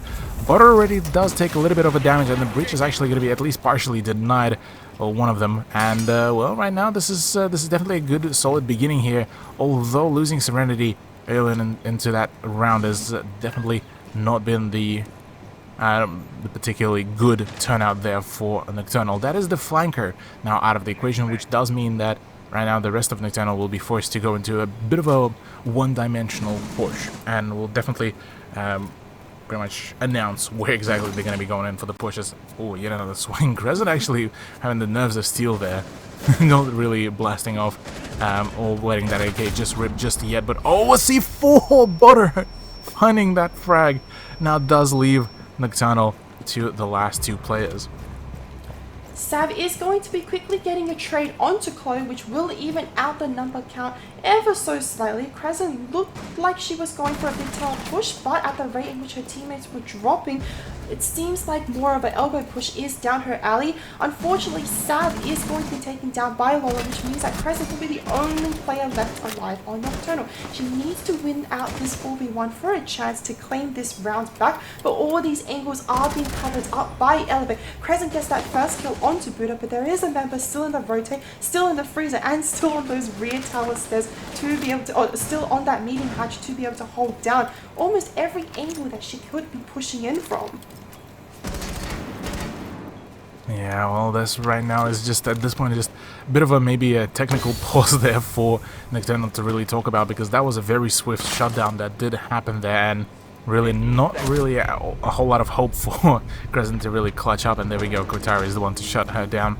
So Elevate do manage to finally get themselves on board after a second retry, but definitely it took a little bit to kind of figure out what's the play, whereas for Nocturnal, definitely weren't expecting that very drastic turnaround and completely drastic, what's the right word, rework of the plans that Elevate had. Yeah, I feel like for Nocturnal, it was incredibly unfortunate that Serenity was the first to fall, especially to the Vigil like that. You know, the last time that they attacked, Serenity was the pincer attack. You know, she did push in from those laundry stairs. She was able to really clap onto the unsuspecting backs of Elevate when all of Elevate was being focused onto the majority of Nocturnal's push. But with Serenity being taken down so early, it did mean that Nocturnal's push was almost, one-dimensional. They only had really one direction to push from, and that was from the blue bunker. They did manage to ace open the wall, but it wasn't as effective, seeing as that electrical hatch was still under Elevate's control as well. Yeah, the vertical hatch play there for Elevate definitely worked out pretty well, although didn't really seen a whole lot of explosive action, but at the very least still was able to find a frag, I believe, or so. But now going into the kids' bedroom hold here, a slight change of plans here for Elevate, bringing in the Mozzie, bringing in the castle, interestingly enough, and bringing in the Valkyrie. So quite a fair bit of the info gathering to be done here, namely by Lola. As well as that, the introduction of Mozzie would be able to certainly reinforce the idea of being able to either deny the drones or at the very least able to actually gather some information with those hacked drones should they be able to escape with some. But on the side of Nocturnal right now, this is actually looking like yet again a fairly one-sided push, minus what Serenity is about to do here. And if she's able to actually apply the pressure at just the right time, she might just be able to dislodge the opposition. Rids in right at the position of Koitaria, but won't be able to dish out any damage nor gain any kind of frag. And I heard that was a vile one-tap there to get rid of AJ Tiger. Oh, what a one-tap it was, and AJ Tiger on that Nomad does mean that that flank watch is going to be cut out exceptionally early. You know, that attic control is going to be very quickly relinquished by members of Nocturnal. And I was going to say, even if they get that attic open, there is still Lola playing downstairs, possibly with a C4 in hand, ready to let it rip as soon as that intel is being made. Sam is going to be going in for a little bit of a cheeky drone with that Twitch drone. Does manage to spot out that dual attic hold. It really is no safe angle for a Twitch drone in this scenario. She does have a variety of angles to really watch out for. Probably gets a little bit adventurous, peeks up her little head, but it doesn't quite net her the advantage that she wants. Well, very explosive C4. Very surprised that Sav didn't get caught with the shrapnel, but won't be dealing any damage. But yeah, that was a very funny thing to witness with the two drones, just two defenders staring at that very position. It's just, oh hi, didn't see you there. Already, Sav actually being able to complete a 180 performance there, able to actually shut down one of the other defenders. That is, I believe, Lola. And well, in a 3v4, this is still workable for Elevate, but a very solid turnout here for Nocturnal, although they still yet to actually make the entrance right onto side. And well, Chloe is absolutely unrelenting, being able to shut down the pressure from the attic.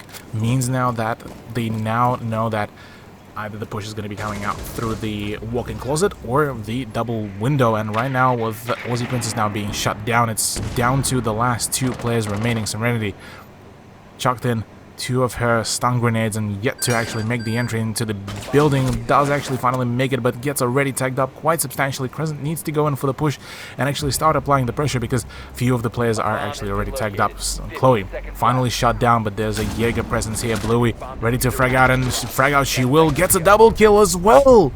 Fantastic shutdown in round number 3. Elevate once again assert their dominance. Elevate, with that surprising turn of events, you know, Chloe on that cave was such a force to be reckoned with. She was holding down that attic landing almost single-handedly. You know, 1 second she was watching into that master bedroom walk-in, the other second she was taking down attic. She was just going back and forth, and they really couldn't break her out of it. And that was one of the reasons as to why that hold was just so successful by Elevate. There was really no ground that Nocturnal could really gain from that. Yeah, look, Nocturnal may have gotten a little bit over into in their own heads, maybe, with some of those plays, some of those picks. Definitely looked like it was a few of the pushes just felt a little bit hurried, maybe. The fact that Serenity stood around that double window in hopes of finding some more frags, some more damage, definitely looked like she was a little bit hopeful, but couldn't really find any kind of success, which is certainly promising to be a bit of an issue there for her, should she try to do the very same thing yet again once, if we are going to be seeing yet another kids dorm defense. But for the time being though, dining hall and kitchen will be the next place for the defense, and certainly looking like Elevate are, they know their plan. And once again we do see the introduction of clash, which didn't really provide any kind of success previously, so I'm curious if this time it will be a much more of a serious, I suppose, play of clash. But 3-player hold upstairs, surely there's some bigger brain game plan prepared here. Well, for a team to be able to use Clash effectively is going to be quite an advantage for them, because it does mean a lot of additional intel for that team, especially for a team like Elevate, where, you know, all of these members are quite capable at gunning and at fragging. To be able to gain that appropriate intelligence, you know, that live feedback as to where the attackers are pushing from, is going to be a huge advantage for Elevate, and I have no doubt that they will adequately use that information as well. Right now, talking about the information gathering right now, we're going to be seeing quite plentiful amount of soft breaching to be done from up above, as it seems that actually Nocturnal are very wary about the fact that there might be a C4 coming out from below. But if we look right now on the utility, it's only up to Bluey to actually throw in some of the C4, some of the explosives, so we'll be seeing that any time soon. Ready, once again, the breaching charge is starting to come out, but funnily enough, not a whole lot of presence really. Chloe is there to just be there and kind of gather information, I suppose, for the time being, until she starts getting stunned by the Zofia. But we're trying to get rid of the drone, won't be quite successful, so we'll be returning back to the shield. And while the breaches have already started, so this is a solid start here for Nocturnal, trying to find some early engagements, or rather find some early angles to hold and to cut out the rotations, maybe even. Uh-oh. Oh, Buddha. This is a problem. Not in a very safe position at this point. She is heavily tagged, and she is being cut off by that small tower door, by that showers window as well. She is going to elect to fight the showers and is going to be able to win against Serenity. She does know that she still is in a very precarious situation, and the room that she's in can only be so big, but she does manage to tag up Crescent oh so slightly. And Buddha, with so many angles to contend from, ultimately isn't going to be able to hold down that showers. There will be Crescent getting that headshot onto Buddha as well. Yeah, well, meanwhile, there is some presence being contested here as well, just outside of the white stairs. Bluey waiting patiently for the push to happen, and oh, a flashbang straight to the face will be blinding and forcing the Bandit player out of her position. So right now, this is a big play right now, but oh, Lola could really right now shut things down should she need. But right now, it's Crescent actually going in for the plant. Tiger as well is able to shut down any kind of attempt at retake, and right now this is going to be a very safe plant there by Nocturnal, whereas Elevate are at a heavy disadvantage here, with Lola now going down as well. It's all down to Kotari and Bluey, and this is all starting to fall apart seemingly as Nocturnal are about to win out their second round here. Bluey not able to clutch that round out. It will be Aussie Princess getting that kill onto Bluey, and Kotari now in a 1v4. Does spot the diffuser, does know that there is presence in small tower, but there's just too many cross angles. She does manage to down one, but it will be Crescent getting that final kill onto Kotari. There we go. Finally, Nocturnal are able to slow down the bleed. Only were allowed, only allowed 2 rounds to be taken by Elevate in a row, so at this point, they shall be able to even it out back to a 2 apiece. Back to Laundry Room. Now, first time that they've attacked it, they were able to actually quite successfully do it, but the second time when Elevate retried this very site, they got pretty quickly shut down, forced into a singular push through the bunker, and from there on, they were pretty much just funneled in through a fair few of the angles. So, now that Elevate should know that Nocturnal are planning to bring in yet again Serenity on a flank, this could be huge, but what they are not expecting, I feel, is the Monty pick, because that is quite a drastic switch around from a Thatcher to a Monty.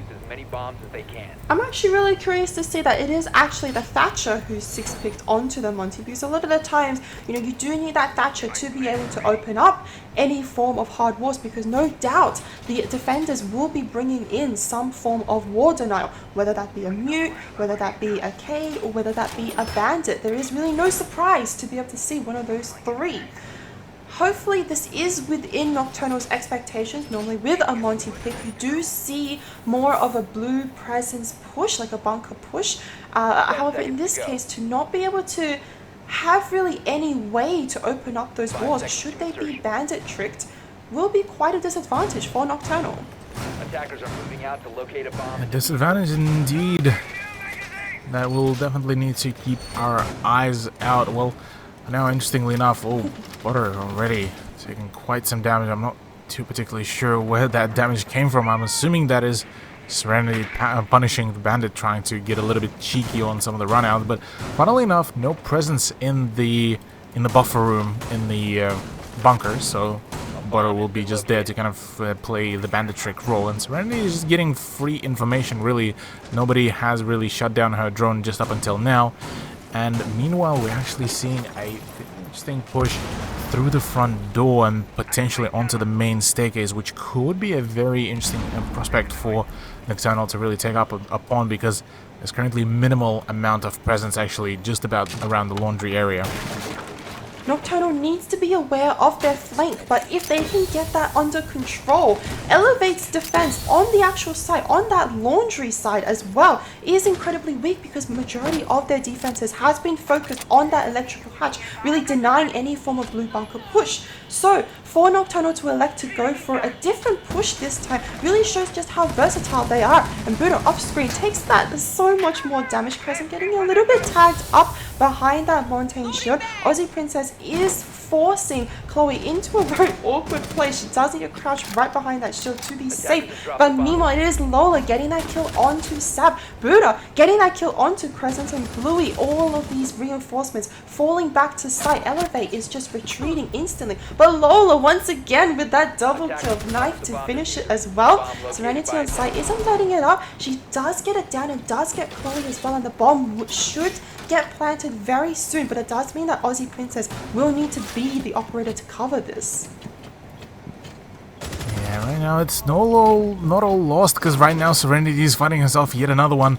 Aussie Princess does spot the flank right now, and actually Aussie Princess should be able to actually shut down Lola, or rather prevent the push from happening already, completely ignoring her. The plant has actually gone down, so right now it's a crossfire. Oh, a bit of an unfortunate turnout there for Lola, who's actually been able to find that double kill for herself, a very nice one, but didn't really able to close out the round. So Nocturnal back into the round lead. What a great adaptation we've seen come out from Nocturnal. You know, the first time that they were exposed to such a hole from Elevate, where they did open up that meeting hatch and they did actually leave all of those walls in electrical rooms soft, with holes opening up so that a push from the attackers would have been incredibly disadvantaged. You know, logically speaking, the most obvious solution is to clear out whoever is holding in meeting. But as we see, there was so much utility being dispensed into gaining that meeting control that Nocturnal just went, it's not worth it. We're just going to go down laundry stairs. You know, we're not going to deal with this. We're just going to go. Bye. Indeed, well, and just like that, it will. As many bombs as they can. Elevate got shut down pretty quickly.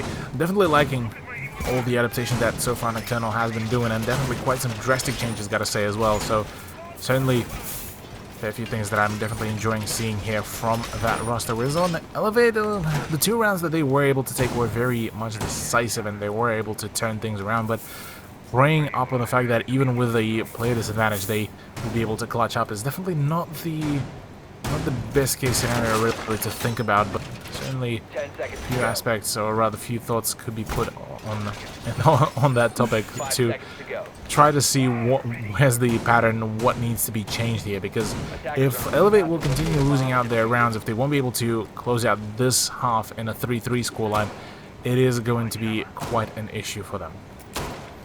Yeah, especially seeing as Elevate is on that defense, which they have been more comfortable with up until now, to be able to not decisively tie up these rounds. And even at this point, you know, I'm not saying for future rounds, but at this point, for Nocturnal to have that 1 round lead is definitely not going to be what Elevate wants. Because Elevate, you know, no doubt they would have been wanting a very comfortable lead so that when they swap over on attack, they can really just send it and they can really just close off this map to be a decisive victory. But Nocturnal once again showing that they aren't an easy team to play around with. They are going to be going in full force. And not really wasting any time here, really. Sav doing a fantastic job there with her twist drone. Definitely working quite a few magic plays, but right now Cortari, oh, she could actually throw in a spanner in the works here off the Elevate Attackers have recovered their diffuser. run. Right now, Attackers have actually, dropped the bomb Present diffuser. getting down. I'm assuming she fell off, but apart from that, that is still not the turnout that she probably would have wanted, in putting herself at minimal amount of HP. Sav spots the C4. Now that is very important given the fact that now Cortari will not get any chance to go for a remote disruption, and right now quite a fair bit of ground has been already given away to Nocturnal, with Elevate not really contesting any of that. Elevate is going to be expecting that classroom push from members of Nocturnal, but that C4, Cortari, is no longer there. Sav has made quick work of that with her Twitch drone. You know, nothing's going to be happening there. All of these angles are being locked off by Nocturnal. AJ is going to be on that Dawn Repel, which really cuts off any form of white rotation, but Buddha is going to be getting that kill onto Serenity. What an angle that was! All the way down onto white stairs, I believe. Aussie is going to be looking to go in, and all the way out from that satellite window. What an angle! Yeah, that was an Aussie angle is and a going to half. be opening up into that walk-in, which does mean that Buddha will be a little bit more pressured, and she will need to fall back, really. Yeah, at the very least Butter was able to do quite some damage now, so right now we'll be just playing around a very safe angle so far, but Bluey being able to shut down AG Tiger, now that is an issue. Crescent and Sav already tagged up a little bit, and Aussie Princess is the last person remaining to try to take some of the gunfights, but she doesn't do that. It's all down to Sav, and this is a clean up from Elevate. Flawless round from them. Quite a stark difference from what we've seen in the previous few rounds. Yeah, that was a very decisive victory coming out from Elevate. A little bit of variation in their setup as well, which I have no doubt, Nocturnal would have been a little bit surprised by in order to react to. And ultimately, it is Elevate, with their surprising amount of strategies up their sleeve, which is something that they have shown us in the past. When they're holding that bomb site, it doesn't matter which map it is they're on, it doesn't matter which bomb site it is they're holding. They have so many variations for it that it really is quite difficult for the attackers to really adapt to. Yeah, well, let's see if the adaptations for Nocturnal will come around here for the defense as well, because Elevate were able to provide quite a fair few very interesting rounds, even with the sheer fact that they had a fairly stock standard roster, so we can go past the fact that we might be seeing something of a similar turnout here as well. Chloe back onto her what is now a trademark bug. We'll be trying to play around with that, see how much floor damage she could possibly deal, and this is actually going to be a really good site for her to actually work with that skeleton key, whereas the rest of the roster has brought on board quite a fair few utility pieces, namely the Ace and Thatcher coming around, so no issues they are going to be with breaching, as well as that the Nomad to overlook the backs of the attack. So theoretically this is still pretty well organized, very well organized Attackers must locate roster and defuse of the bomb. operator. There we go, that's the word that I was looking for. Yeah, and on the side of Nocturnal, we do see a lack of almost intel operators coming out from Nocturnal, whereas Elevate did have Lola consistently perform on that Valkyrie with, those blackout cameras. On Nocturnal's side, instead, it will be Serenity on that Legion to almost mimic that intel operator, so that when that goo mine does get popped by a defender or by an attacker, you do get that audio cue of where the attackers are pushing in from. Serenity, sitting up on that radio table, is going to be looking into that classroom window that I believe Lola will definitely want to be going in from.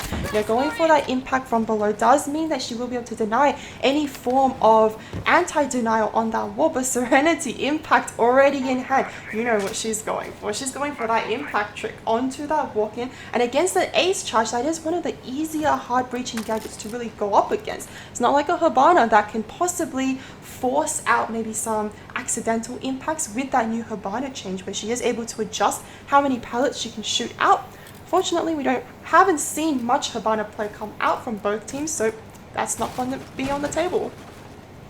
What is interesting to me as well to see how Elevate actually playing it out comparative to Nocturnal. They are just kind of almost wrapping around the site, just trying to get rid of as much of the utility around the site as possible, and then starting to go in for the actual pressure. Already we've seen the well, uncontested breach denial here, and well, the ace charge was quite successfully used up here to open up a fair few things. And now as well, the breach in the attic is also there for 2-player push.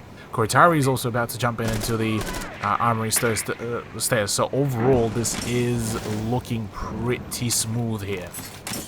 Chloe is almost uncontested going in from those vertical angles, and Buddha, not at all interrupted by the amount of boom mines that she is accumulating in her foot, is going to be opening up that attic rotation. And I do actually see Present going for a cheeky run towards that teddy table. It does give her an elevated look onto that attic rotation, but Chloe getting that first kill onto Aussie Princess is going to be helping that push. Buddha following up with that second kill onto Tiger, but Sav closing down this push. 1 kill, 2 kill onto Kotari, stopping that white push, and now all of a sudden it's going to be a 3v2. Yeah, but the smokes have gone down. A very ballsy push is about to happen actually from Serenity. Just walks in right onto the ace and will be able to shut him down. 2 versus 2 all of a sudden, and in a matter of 18 seconds the frags need to come out. The retrieval of the diffuser has been there. Now it's all down to Serenity. The plant is starting to go down yet again. Another angle is about to be held, but Bluey, she's there. She's ready to frag out, and she is able to lock down round number 7. What an unfortunate turn of events for Nocturnal. That was almost such a close play, you know, being able to almost crouch walk up to that ace who has been planting. Those smokes were placed to deter any defender from gaining any sightline. But it doesn't matter if you're going to be right in front of them. No amount of smoke canisters is going to stop that visual effect. Unfortunately, they weren't able to gain control and gain, you know, almost that sight reticle, and they weren't able to really stop that push from Elevate. Yeah, a few opportunities did present themselves, but unfortunately Elevate were just a little bit too quick on that reaction, it seems. Although, definitely I'm liking what Nocturnal had in mind for the play. Definitely a few good attempts there, but interestingly enough, we're actually seeing a few quite different 6 picks to about here. Once again, it's a Kids Dorms retry here from Nocturnal. Looking at Present, well, she did initially kind of tease the Bandit, but straight away swapped over to the Legion, and Border actually swapping over from Ace to Hibana. What do you make of that one? Well, I actually briefly touched upon this in the last round, where I did say I am a bit curious to see why Hibana wasn't being picked, because a lot of times Hibana admittedly paired with another hard breacher. You know, solo Hibana is a little bit tricky to gain the appropriate openings, but even having Hibana going up against Crescent, who will no doubt be tricking that walk-in closet again with her impacts, to have that Hibana with those new changes where Hibana can shoot out, you know, 2, 4, 6 pellets, to be able to, you know, almost bait out an impact will be a huge benefit for Elevate to be able to open up that hole almost uncontested. And interested to see how will a solo Hibana here work out. It seems like quite a fair bit of actually operator power is being brought on board to just make sure that the breach is going to be successful. Sav is there and ready to actually impact Trick out, but she is so far just expecting yet another gunfight to erupt from down below. For now, the 3-player push into the master bedroom could be a pretty good idea, but overall no other pressure is being done just yet. Bluey's still just on the pardon me, on a droning duty, same as Cortari. Both of them can't seem to be able to find any kind of feasible information there for themselves. Tiger is going to be holding that close angle into that trophy room, which will mean that any form of push up those armory stairs is going to be highly contested. Serenity already quickly droning that out, but there will be a mute jammer that won't be able to let Serenity get that in place. That walk-in closet has already been opened, which means Tiger is not in a good position, especially with someone recalling on that game's window like that. Attackers drop the diffuser. Yeah, quite a fair bit of pressure will be applied now by Chloe, and she will definitely need to make sure to hit her shots, because AJ Tiger could really shut down, or rather be shut down, as Butter just decides to swing in with her own variant of the SMG-11, that is the Bearing 9, sees the barrel tip, I believe. She knows that there is a presence on the white stairs in the moment.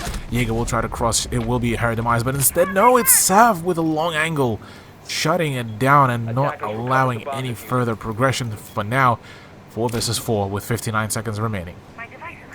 Trophy control has been guaranteed. There is a sneaky little cam in trophy, which does mean that Elevate is going to be spotted out a little bit. Sav is holding down that dorm room very tightly, but there is that big window presence as well. And it will be Cortari getting that kill onto Serenity. Lola goes in for a vault from that big window. Does manage to catch out Sav by surprise, which means she is going to take control of this dorm site. But all of a sudden, Elevate is collapsing in, but it doesn't matter because Nocturnal, Aussie Princess and Crescent getting those instant refrags, and now it's an even 2v2. 20 seconds left on the clock. Chloe needs to get that bomb down soon, but she is going to get crossfired, and it's all up to Bluey to be able to provide for that cover.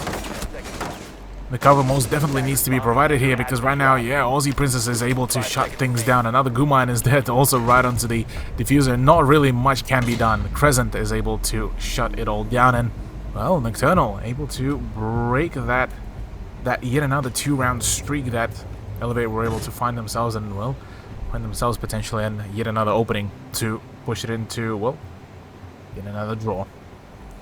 And this is something that we also seen that Nocturnal was very well at achieving from that game on Cafe, which is their defense game. They are so adept at clawing back those rounds when they are on defense. In fact, on Cafe, the only reason that the round differences started to pile up was because they weren't as capable on attack. But this time, with Nocturnal starting out on attack and being able to establish that even round lead already, means that their defense game, incredibly strong as it is just going to be further improved. Most definitely now. It seems that finally Nocturnal has worked out the formula almost here against their opponents and really quite are prepared for the push. Now, laundry and supply room. Now, this site definitely has a plentiful amount of angles to be contested and plenty amount of, well, choke points to really open up for Nocturnal. So, certainly quite curious to see if that is going to be the play, if that is going to be the choice, because overall Nocturnal definitely had a pretty solid defense, albeit that it did go down to a 2v2 situation, but nonetheless, still the general base was still in their control rather than Elevate's, and that is exactly what matters the most.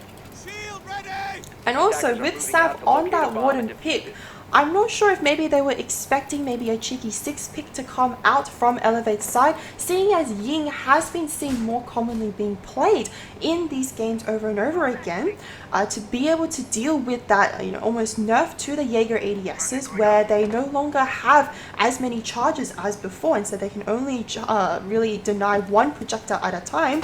To be able to take in a Warden almost nullifies that nerf slightly, where to be able to flip on those glasses, you'll still be able to see through smokes, you'll still be able to survive and have vision when exposed to flashbangs. Yeah, the flashbangs definitely counter pretty easily with the Warden. I'm definitely curious how will Sav be able to hold out her position. She's currently still playing actually on a fairly passive angle, but she has, I believe, the MPX with the 1.5 times scope, so at the very least she will have the ability for that long-range gunfight. But look at this already. Lola, crouch walking throughout the whole of the map, is able to already scout out that the meeting room has actually been completely free, but her position does get revealed. So now at the very least the call does come out, and Sav should be prepared now for the push onto the watchtower stairs, but it's Serenity to actually open up onto Bluey.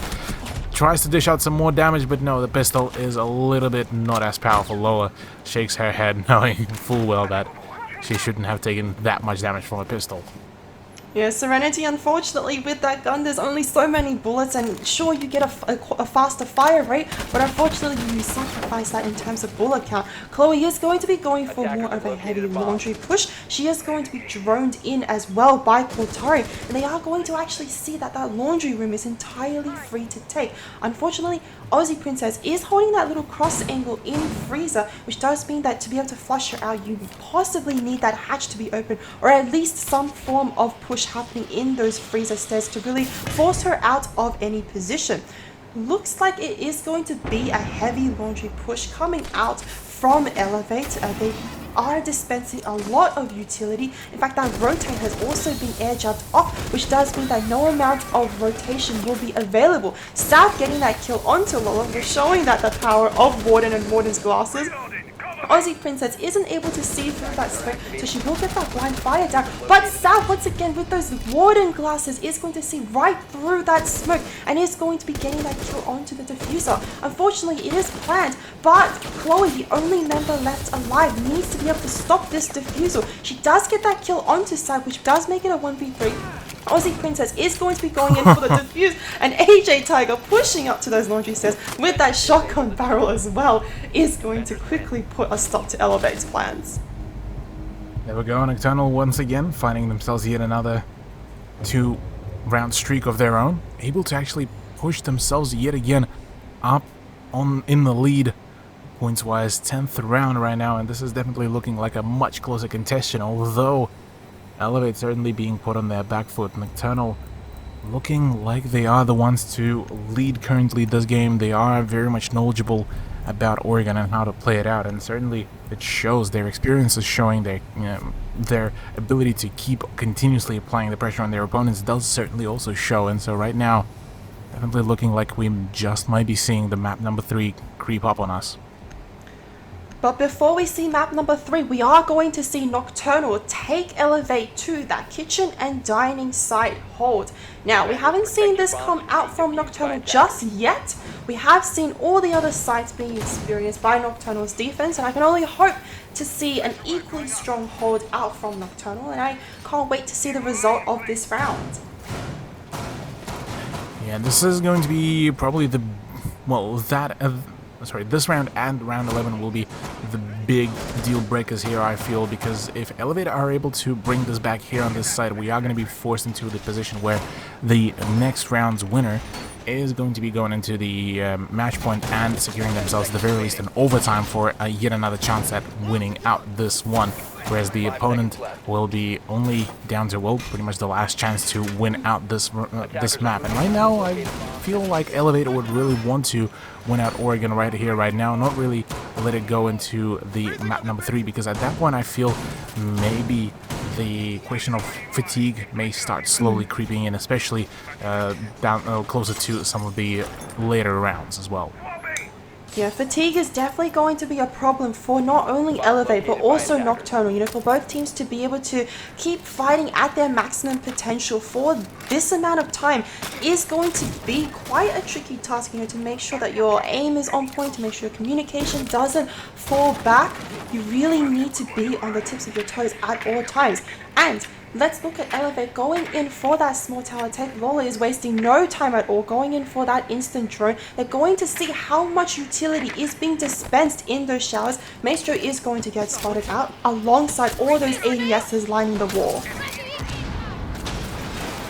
And already quite some utility being dumped right into the shower room, and really Crescent is being put at a very peculiar predicament here for herself. Really won't have a whole lot of wiggling room, but does find the shot onto Lola. That is a good beginning here.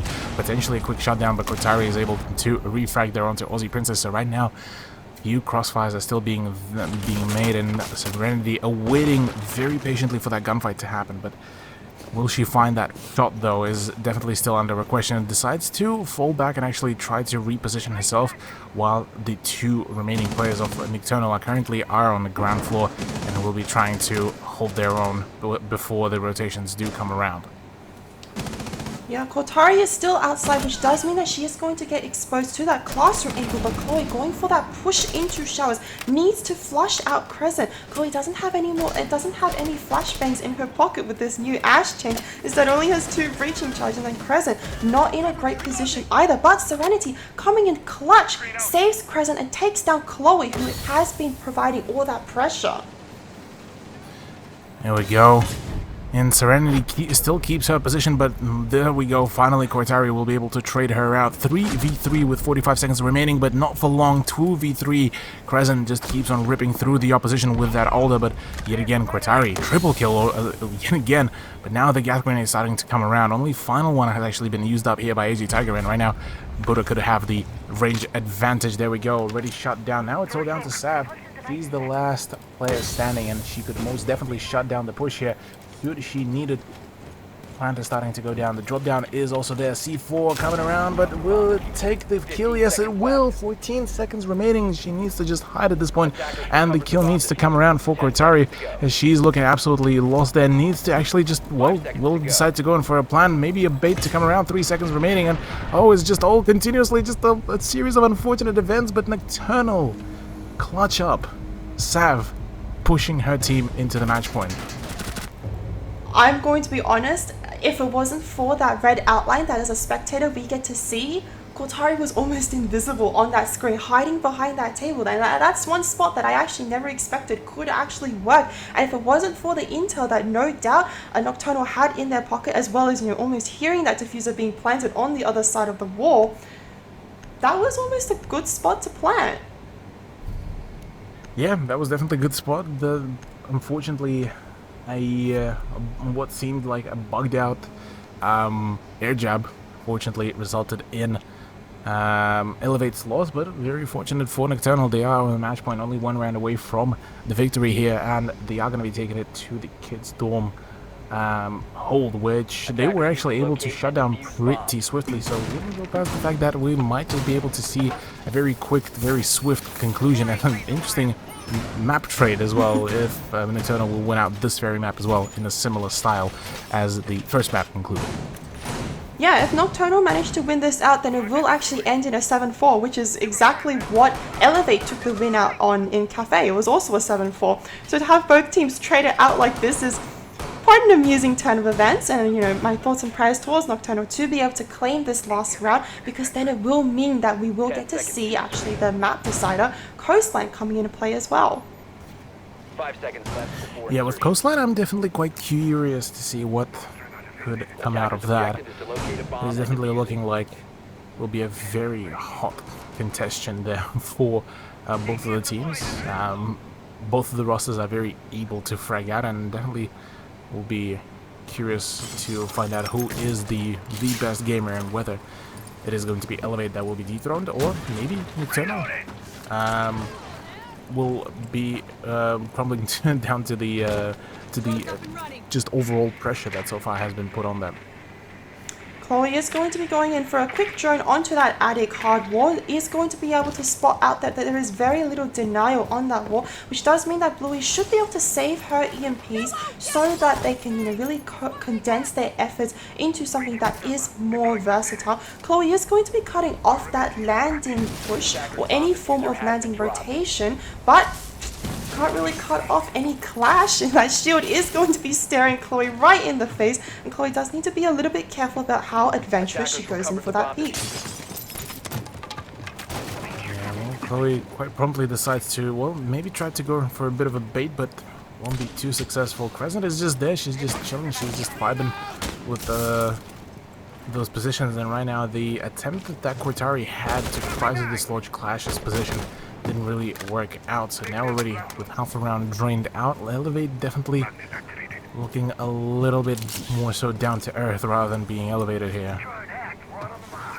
It does still look like to be a heavy attic push coming out from Elevate's side. You're seeing that clash there isn't going to deter them much at all, but seeing that smoke canister come through is definitely going to put a stop in their plans. They are going to be going in for more of a master walk inside push, but Sav is still there as the warden with that shield in play on that trophy door as well. You can see the amount of manpower that Elevate is putting in, and Chloe able to get that headshot onto Sav, which does mean that trophy room is going to be in their control. And there we go. All of a sudden, an absolute collapse right onto site. 5v3 in a matter of just a couple moments. Bluey is the only one who's currently down. In the midst of all of this chaos, Cortari does find himself yet another frag. All down to AJ Tiger, who is very much tagged up right now. And Crescent is actually able to fire back here to clap back onto the opposition. But right now, pushed by the Sophia is there. And the AJ Tiger is able to play off that slowdown very nicely. Butter, or rather Butter, is taking quite some damage as well. Bluey has been picked up as well. 3v2 situation, but it's still very much workable here. Crescent is going to be going in for that mobile intelligence, but air jabs are going to be flying out, trying to dislodge Crescent from being that shield in that face. Cortari gets that headshot onto an over-eager Crescent who swings, and it is just going to be Tiger who unfortunately gets taken down by Cortari on that white stairs, and it won't be Nocturnal taking this map away. Instead, Elevate pushing in with everything they have is going to take another round under their belt. There we go. Elevate being able to finally get themselves back up on board, finally being able to prevent that bleed of the rounds, although maybe a little bit too late, but we'll have to see match point as we are going into full regulation of the rounds. Laundry and supply room will be the one to be taken here, and funnily enough, well, last time we've seen that defense to come out from Nocturnal, it was a pretty decisive win there for themselves, so we'll go past the fact that we might be seeing yet again Nocturnal close it out right here, right now. Yeah, no doubt after that last round though, I believe Nocturnal would have been a little bit shaken up, because up until this point, their defense has been almost flawless. You know, they have been very decisive when coming out with those victories on defense, and it was actually suddenly almost just broken up by Elevate, almost just going in, really sending it down and just getting those impactful frags that we've seen Elevate rewarded from in Cafe. So no doubt Nocturnal is going to be a lot more cautious about how fast Elevate will be pushing in those last few crucial seconds, because you know, a game like Siege is not over until that round count, until that timer ticks to 0. Most certainly. And right now, this very round will decide whether Nocturnal will be able to finally come out with a map victory there for themselves, or if Elevate will be able to push this into overtime. And if they do, a fair few questions will be raised here, namely for Nocturnal as to whether they will be able to close out this map or not. And if they won't, well, that is going to be certainly quite an issue, seeing as right now Nocturnal are at a map disadvantage. So should they lose Oregon, this is going to be it for them in the grand final run. One drone does get taken down by Serenity's Pest, but it is quickly destroyed off, and another drone will be sent in to really capture that appropriate intel. They are going to know that this is going to be a very heavy blue bunker push, seeing as that big tower cam is still up, it hasn't been destroyed just yet. All of these gadgets, all of this utility is being dispensed into that blue bunker, and Sav in a very awkward situation now. That shield is gone. She is going to get that headshot onto Buddha all the way outside of blue bunker. Her attention is being divided between that rear tower as well as outside that bunker, but she still manages to make it work. Yeah, right now Elevate find themselves at a very interesting situation now that they, well, I was just about to say, haven't really found any kind of return on that frag, but finally Sav will be shut down. Now Bluey has a pretty solid control here of the watchtower stairs, but right now she needs to also contest with Crescent, who has her sights trained on that position, and nearly a headshot does come around. The pressure is starting to settle in, and right now she's being pressured from way too many points already. Does open up an opportunity for Bluey to push up as well, and this is what Elevate needs right now. Another frag, and this could be a borderline done deal, but Bluey getting a little bit too keen on taking that gunfight. Will be taking even more damage. So is Chloe right now. So many players are actually losing quite a whole lot of HP, and right now so is Serenity. Lost quite a fair bit, but able to find a shot onto Chloe. Not able to refrag, but now it's all down to Aussie Princess, and well, we are going to be going into overtime, Pie. What a turn of events. Elevate really showed up their attack game. They really, they were like, we've lost too many rounds to Nocturnal's defense. We really need to step it up. We need to change something. We need to move faster, take Nocturnal by surprise. And you can bet they did. Nocturnal almost didn't seem to know how to react to Elevate's sudden change in tempo, because Elevate, they weren't wasting any time at all. Sure, maybe they didn't have the intel, they didn't have the drones up, but they were just going to push regardless, and it really paid off. Yeah, well, there we go. Elevate bringing in the comeback, it seems, at the very least for the time being. Definitely were able to pull away that, very clear, very close precipice of Nocturnal being able to ran away with some dubs there for themselves, but they are going to be continuing on the defense. So at the very least, for Nocturnal, they can keep up with their pace, and possibly this is a good start for them because they could win out this defense, and it would still allow them to really just waffle on the attack to return back to a defense and then win it out, possibly, seeing as their defense actually has been much more successful, well, at least in regards to the round streak. But overall, both side half 1 and half 2 did result in 3-3 score lines. Yeah, at this point for Nocturnal to be defaulting into that kitchen dining site does mean that they really need to win this out. You know, they did go to that kids and dorm site, they did lose it when they were on defense, and just then they went to that laundry site, and again, they weren't able to successfully hold it. So at this point, they really have only one place to retreat to, which is that kitchen dining site. They did hold it successfully the first time, admittedly. It was down to the wire, the bomb was planted, it was a 1v1, but they still won it. So hopefully Nocturnal is going to be gaining a similar result. And as you said, Cthulhu, if they are able to win out this defense round, it would make their attack so much more easier. Most definitely. Well, right now, Nocturnal are playing a fairly withdrawn game, just waiting for essentially for the mistakes of Elevate rather than trying to go for an aggression here instead. And funnily enough, actually no contestation whatsoever onto the actual front of the side, the dining. No, instead it's a push towards the kitchen and already an opening, which will be putting quite some pressure on the defense, as right now they're trying to just kind of rotate around and try to play around that breach. Yeah, it looks to be a little bit of a separated defense hold out from Nocturnal. They do have that verticality in play, and they are going to be able to, you know, really gain control of that. But meanwhile, Elevate is looking to be going for a more meeting side push. But as I'm saying this, Portari, all the way from Big Tower, is going to be getting that first kill down onto Aussie Princess, the Wamai at that. That is a huge opening here, but right now, the whole of Elevate roster is about to funnel in through that one opening that could be pretty much be the massacre ground here for Nocturnal to really play around. Still 3 more gas grenades and a minute remaining. AJ Tiger could really deny the push here very promptly. The gas grenade does come around, but doesn't actually tag up Butter at all. So the planner will be actually stuck here, successfully won as well, as Chloe tries to do something here, but gets tagged up a little bit by the gas grenade. And well, there we go. A very, very quick and clean clean job there as to go down for a plan. Chloe finds herself a 1, but well, will be fragged out by Crescent, and well, still 2v3 situation. This is not looking good here at all for Nocturnal. Serenity needs to be able to gain control of that bomb site because Sab is still trying to come down from those armory stairs. Instead, it will be Lola downing. Oh no, Lola downing 7. Lola with that second pistol kill onto Serenity as well. Elevate. The attackers will be taking out this first overtime round. 3rd round in a row here for Elevate.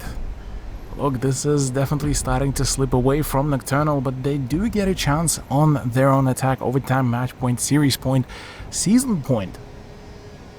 Elevate. Now they are the ones on the precipice of winning out the whole of Season 3, claiming their 3rd in a row title as well in Women's League, and that is definitely quite a statement that is about to be made. So right now, Kids Dorms and Main Hall is going to be the one to be brought on board here. Funnily enough, the one side that was very consistently well defended by Elevate during their defense, so this is probably the best ground that they could take here for themselves. Decision to bring in a castle instead of a Maestro is definitely going to be an interesting one, just for the sheer fact that it is definitely quite a change in the utility, or rather the utility purpose. And surely, well, for if Elevate are just looking to deny just as much time as possible, well, the castle should definitely be a pretty decent idea. Surely Elevate isn't going to be going for an open closet hold. We'll have to see. We'll have to see. Yeah, actually, the pick-off clash has actually slid past me as well. Definitely curious if what kind of stuff will Chloe be able to pull out here, because so far Clash has definitely been on a few occasions a little bit lackluster, but we'll see if that is the case. Bit of a miscommunication problems here, as still trying to decide whether the wall needs to be reinforced, but the final pullout does come around. Reinforcement is needed there, so well, the push is going to start happening, the action phase, potentially the final round, or maybe not. It's going to be coming around. Sav already tossing out her twist drone to maybe get some early advantage with getting rid of some of the electronic utility. To leave that walk-in closet open does mean that members of Nocturnal is going to gain a lot of presence, or members of Nocturnal need to be pressured, or are going to be pressured when it comes to going for that closet attack. And in fact, for this entire women's league, we've never seen a hold like this, but it is something that already exists. You know, having that walk-in closet open does mean that there will be a rotation between that games room into that master bedroom, should Elevate choose to play it like that. Instead, Nocturnal is going to be going for more of a default big window control tech, really pinching down Bluey as to where she is sitting. And no doubt at this point drones are going to be coming out towards, you know, seeing the peculiar nature of Elevate's setup. I don't believe Elevate's members are appropriately positioned for a hold like this, which could mean that Nocturnal might have an advantage coming into this. Yeah, well, it's also quite a, well, straight off the bat as well, quite a few changes we are seeing here from Nocturnal's push. Already, it's not only just Serenity that is attempting to go in for the push. AJ Tiger is there also, as well as that Sav is planning to go in for the internal pressure as well. So right now, although the attic has not been even opened up, right now Elevate are certainly looking to just keep on denying the push. The EMP grenade is also there, but Aussie Princess already takes quite some damage from Butter as well, and Butter actually quite promptly falls back, but decides to just reposition herself and try to see if she can dish out some more damage here, now from a different position. Buddha does have an extremely tight angle as to that master bedroom door, and she is quickly rotating it back and forth, and Chloe with that shield is going to be standing right there, really denying the attackers from pushing in any direction. And as if on cue, Nocturnal is going, we don't want to fight this battle because we know that it's possibly not going to work out for us. About 35 seconds left on the clock, and Nocturnal is going to be going for a send up those white stairs, but Lola is going to be there to stop that push. She does know that there still is more presence onto that big window, and Serenity needs to win out this gunfight. Unfortunately, isn't able to land those shots, and Buddha going in for a flank from that open walk-in closet. Tiger is going to take down Buddha. She does need to take down the Clash shield as well. It is just going to be a solo push from her because Serenity is in no place to help her out. Tiger needs to push in, needs to get that bomb down, but neither of them have control of it. They have no time left on the clock, and it will be Elevate taking out this round. The defenders have done it, and Elevate taking out this map means that they are going to be the grand final victors. What an absolute heist that Elevate has pulled out here. Nocturnal were so close on a match point, so close to potential victory, so close to pushing it into map number 3, but Elevate said no. 4 rounds in a row, being able to completely and utterly shut down their opposition means that it is a 2-0 victory in the best of 3 series here in the grand finals. And 8-6 did go down to the overtime. But my goodness, that is definitely going to be a very unfortunate, very upsetting loss here for Nocturnal, as, well, for them, it is going to be only second place, although still very well played game, gotta say. Massive props to them. And big congratulations to Elevate. Yeah, Elevate, you know, once again, taking out the victory. They had a few close rounds, especially in that last map on Oregon. You know, it definitely looked like things were going towards Nocturnal's side, but all of a sudden, Elevate, all these attacking rounds in a row, they really showed up, really showed that they were capable of taking out the victory as well. And you know, at this point, no one can really contest that they are the most capable team to come out of this round robin.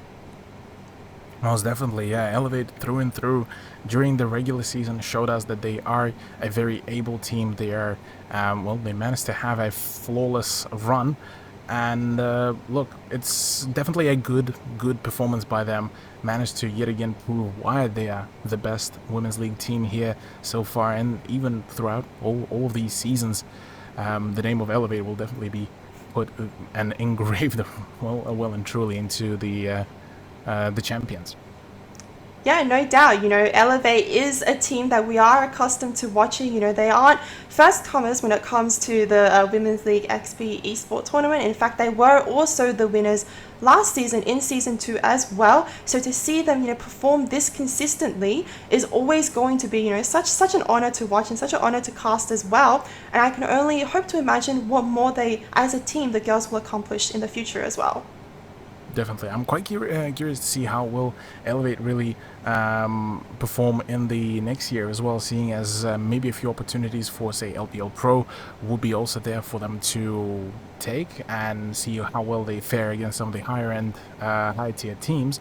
But overall, yeah, definitely for next season, hopefully to see them in, to come around and see what they can maybe show us for the next season, seeing as well, Rooney somewhat soon will be allowed back into the play. Zero is back into the play. Chanka has been allowed, I believe, as well. Actually, no, pardon me. Chanka is still yet to be let out of the quarantine, but Echo is still there. So quite a few possibilities here and there to be allowed. So curious what would the next year bring on board for us. Now, we do also have 2 interviews coming right up. So as soon as we'll be able to sort them out, we'll get both of the teams in call and see what they think, how they feel about tonight's match, and certainly curious to pick their brains for some of the rounds that we've seen as well. Yeah, I'm really curious to get an insight into some of their strategies, some of their play styles, just to get to know these teams a little bit better, because this entire season, we have been, as casters, we have been on the external side of things. I feel like at this point, we're very intimate with how each of these teams play, but we don't actually know really any of these team members, voice to voice, or even just from a point of view that isn't a top-down view. So I'm quite keen to, go in for an interview, really get to know them and really see how they think from inside the game's point of view. Yeah, definitely. Now, we are just setting everything up, just bringing it. We still bringing in the interview, so we are just waiting up on what is the final call. But yeah, look. Gotta say, it's definitely quite an upsetting loss here for Nocturnal. They definitely fought and did their absolutely best they could, it seems. Especially Oregon was definitely looking like it was their map. They were putting all their passion in there, but at the end of the day, just quite an unfortunate turnout for them.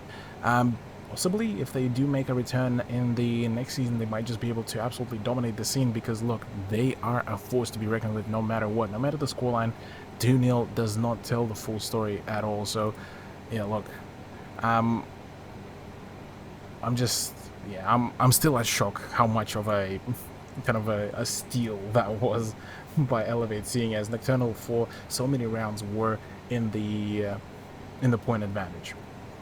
Yeah, as you were saying, Cthulhu, just seeing that 2-0 is definitely not accurate as to how Nocturnal played. Because sure, maybe they didn't come out with a map victory, but all of those rounds, there were a few, less close rounds, but overall, the majority of those rounds, whether it be on Cafe, whether it be on Oregon, they were incredibly close, and more than once came down to the wire, having that bomb being placed on the ground, going down to even a 1v1.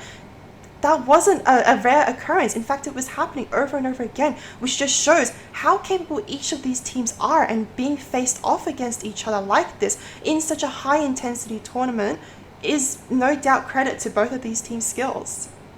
Most definitely. Well, whilst we are setting things up here for the interviews, we are just going to be taking a quick short break just to get everything sorted out, and we shall be back with some fresh post-game content for you in just a short few moments.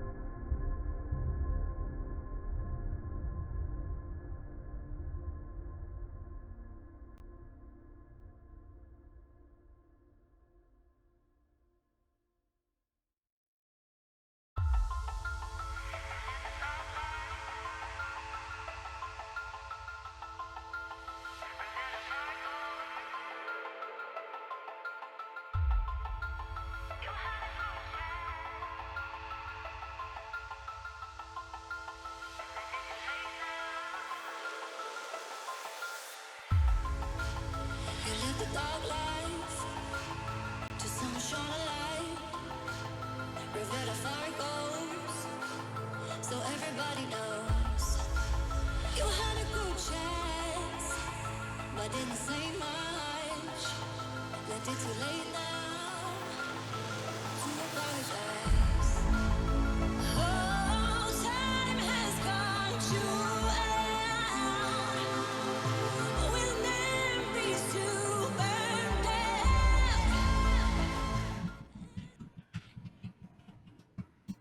Empty sympathy. Your followers know it now.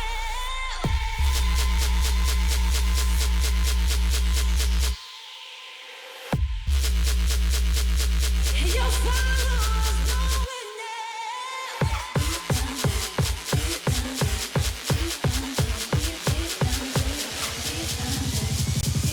Your followers know it now. Your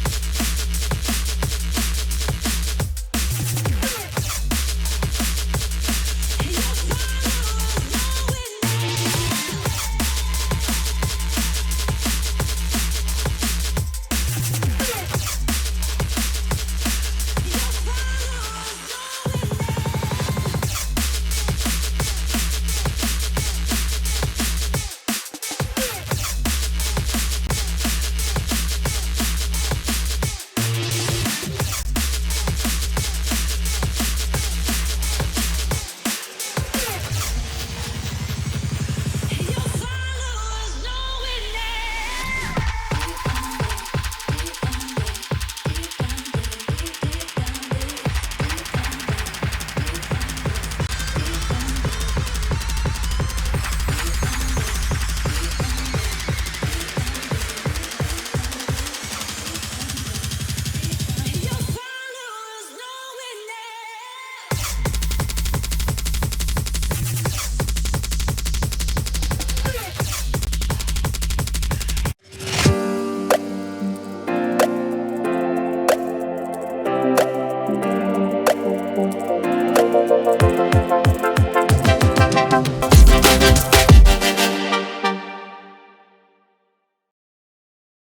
Alrighty, ladies and gentlemen, welcome back to the post-match interview. We got Aussie Princess from Nocturnal coming around. Aussie, first of all, my condolences on that loss. That was still a very well-fought game from you girls, and honestly, you definitely took us by surprise with some of the one of the flashiest plays on Oregon. Thank you. It was, we just made a bunch of mistakes there, and Elevate, they were the better team today, and they played amazing. I would like to congratulate them on their win, and I hope they really enjoy tonight and their celebrations and whatever they're doing.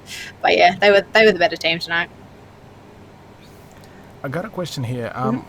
You girls were able to actually break away from kind of that, I suppose, the round trade of trading 2 rounds back and forth with a 3-round lead there. What was in your head at that point, like you getting that close to kind of closing that out? We just wanted to close the game and move on to Coastline. We were ready. We were confident. We thought we had that.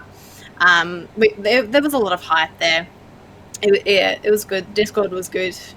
But it's just a lot of mistakes made from myself personally and us as a team, which we will learn from and not make next time. Fair enough. I mean, overall, you guys really gave us a really great show. Not just tonight's game, but every single game that we have watched and casted you.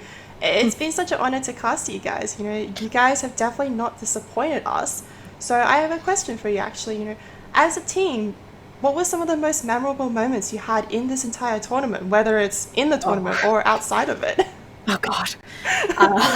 My memory is bad. So just how far my entire team have come, and they've all improved so much over the last few months. Like, half of my team, obviously we played Season 2 under Elevate, and 2 players were new to the comp scene, and seeing them adjust and seeing how well how much they've improved. It's just so amazing. I'm so proud of all of them. So there's no specific moments for me personally. that I can think of right now. You put me on the spot, and I Sorry can't about think. that. I can't think. I got to go, hit the VODs and go back to all the things. But yeah, just seeing them all improve and everyone getting more confident in themselves and swinging all the things that they should be swinging and all the gun skill, and I'm so proud of all of them, and we'll be working on the team in the new year, so this is not the last you see of us. Nocturnal, or as some people know us, LFO Women's. Okay. But yeah, that's Okay, yeah. I'm quite keen, to see girls return to the Women's League, because you definitely put up quite a fantastic show. And I mean, you've managed to get pretty close. Second place in the playoffs, still quite a formidable achievement here. And look, just quite keen to see what kind of plays you will be able to pull out here for the next season. Hopefully to see you then. Yeah, we will. We'll be back. We'll be back. We'll do some other things, but we'll be back. All right. Well, once again, thank you for coming around to join us, and enjoy the break, enjoy the Christmas break, and hope to see you in the next season. I just want to say a quick something though, if that's okay. Yeah, sure thing. I just want to thank all the casters and all the staff for behind the scenes and for everything you guys do. You've done such an amazing job. We would also like to thank all the Nocturnal supporters out there for all the help and all the hype we see in chat. You guys are awesome. And all our friends and my entire team, thank you guys. Thank you. And thank you to you as well for such an amazing performance throughout the whole season. Definitely has been a pleasure to see. Thank you. All right. Well, that was Aussie Princess joining us on the whole table, and definitely a few very good points as well. Definitely quite keen to see what could be on board by them for the next season. Seeing as she teased us some juicy details, I'm quite excited to actually see what season 4 will bring. Because if I've been probably saying that for past few play days, this has been the most competitive season that we've seen so far out of Women's League, and from here on it's just gonna get better and better, I feel. Yeah, speaking of competitiveness, this has definitely been one of the closest games that we have seen come out from any two teams in Women's League. Whether or not it is the grand finals, it was still such a great blast to cast. These rounds, as I said before, were just so close, neck and neck. And as casters, it's just, there's nothing more exciting than to not even know how the rounds will turn out. Sure, we might have our secret predictions, sure, we might think we know how things are going to be going, but there is no greater, fun than to be proved wrong. And in this case, every round was just a toss-up. Yeah, every round was a roller coaster of emotions. We've seen first the Elevate roster come out victorious in the first half, then all of a sudden it's a turnaround into the favor of Nocturnal, and then for a moment it feels like Elevate might be able to claw away that round, and all of a sudden it's just all shut down. So it's just overall, it's been an absolute pleasure to cast these kinds of matches. And as a matter of fact, the whole of Season 3, we've seen some huge upsets. We've seen some very unexpected results from some of the teams that we usually would have been, at least statistically, in the beginning, writing off. And certainly gotta give the props to teams like ShadowNet, like 71st, who were able to come out with much more dubs than we would have thought, or rather expected here. So definitely it's been a very enjoyable season. Now, for everyone watching right now, we also are bringing in a Elevate representative as well. That will be either Cortari or Botter to join us for the interview, but I'm definitely quite curious to actually ask them and see what they think about this, about Oregon, because Cafe felt fairly kind of self-explanatory for the most of it, although looking back at the round history, a few trades were there, but kind of the second half kind of was just a roll away by Elevate, just kind of saying, yeah, bye-bye, you had your moment, but we're just going to take that map now. Yeah, definitely. Oregon at one point looked to be in the hands of Nocturnal. In fact, they were just one round away. It was a 6-4 that Elevate managed to claw back round by round, hitting into that overtime and then winning out the overtime so decisively as well. There was no really lack of rounds in that overtime match. They just decisively caught back every single loss that they had experienced. So I'm with you on that one, Cthulhu. I'm really keen to see, just how strong their mentality was to be able to carry through that, and how much they really communicated and just told themselves, we can do this. We've done this so far. We can definitely pull through this, and we are going to do this. Yeah, that mental fortitude is definitely a very huge weapon to use for the team. So it's definitely quite curious to. We'll be quite curious to hear from them. Now, we are just getting everything set up. Don't worry. Some maybe minor technical difficulties. I'm not too sure, but yeah. Look. Actually, whilst we are waiting for the interview, here's a question for you. In your opinion, kind of maybe putting you right on the spot, who do you reckon will actually claim the MVP? Because I have my own few thoughts, but I'm curious to hear yours as well.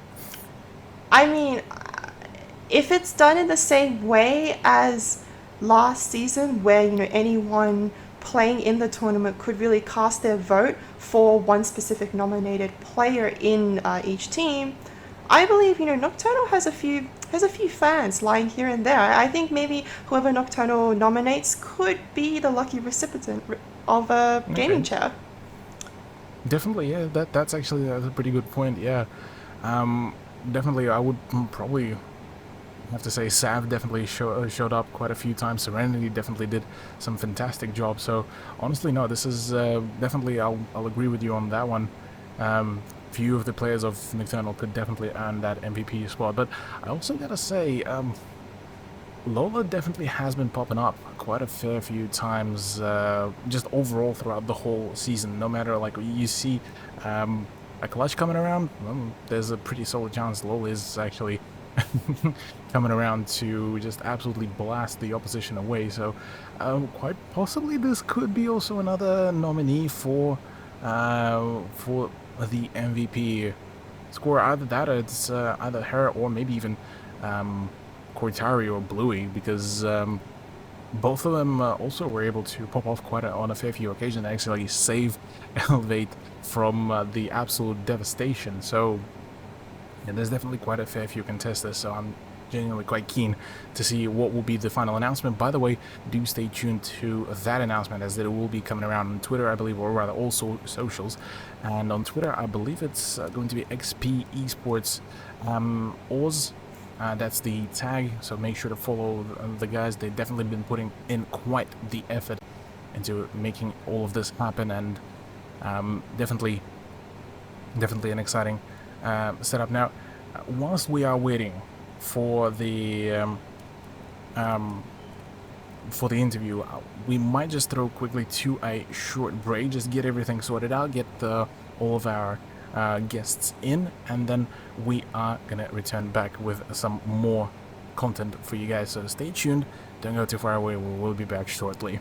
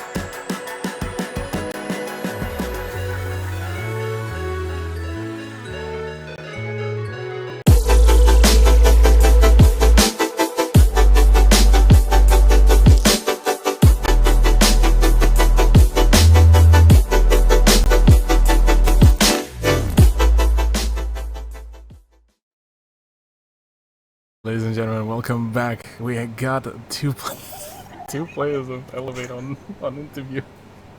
When Cortari mentioned that she had a mask, that was the last thing that I was expecting, but that is well played.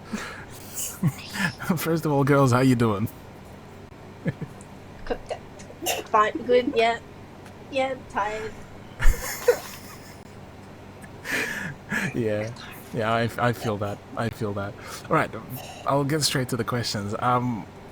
There was a little bit of a shaky moment on Oregon, but what was kind of the breakthrough point for you girls getting closer to the round 11 and then kind of being able to get just 4 rounds straight just to kind of run away with map number 2? Well, I think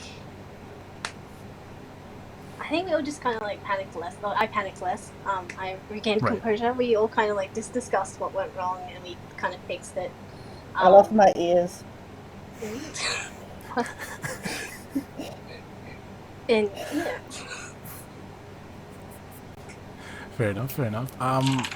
Yeah, look, congratulations for the win. That was definitely one way to really win out Oregon. That is definitely a very spicy one. Gotta say, the overtime definitely had me on feeling like it was going to be quite a roller coaster of emotions.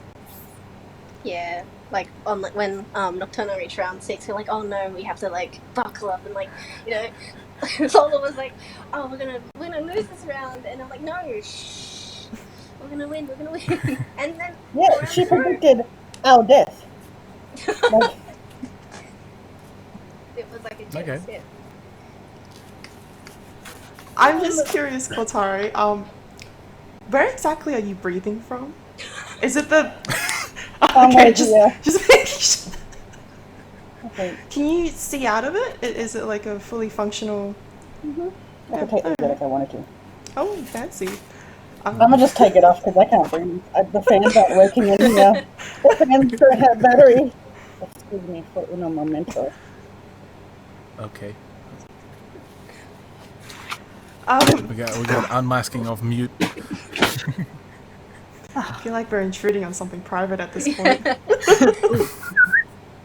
Oh, hold on, let me just slide in. Oh. Fancy. Oh, cheeky Cam. Oh, damn. And we're back. Hello, welcome back.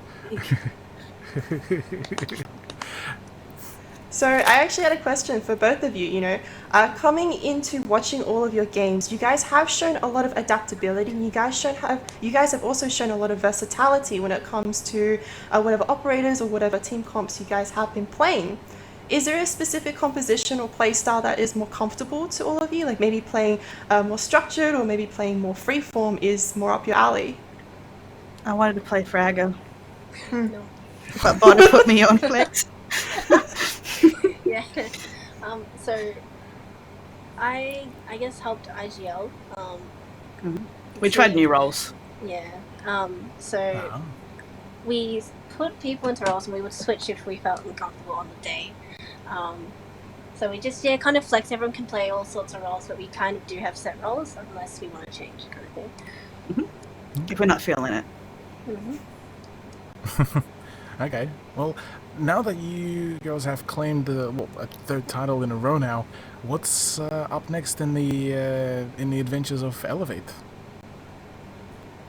I don't know. Kotari, answer. Why me? Yeah, So we're still yet to discuss what we're doing for next season, if there is a next season, or what we're going to do in the next future. Okay. I know the discussion of Well, LPL was brought up. Oh, I'll be quite excited to see you girls compete in that as well.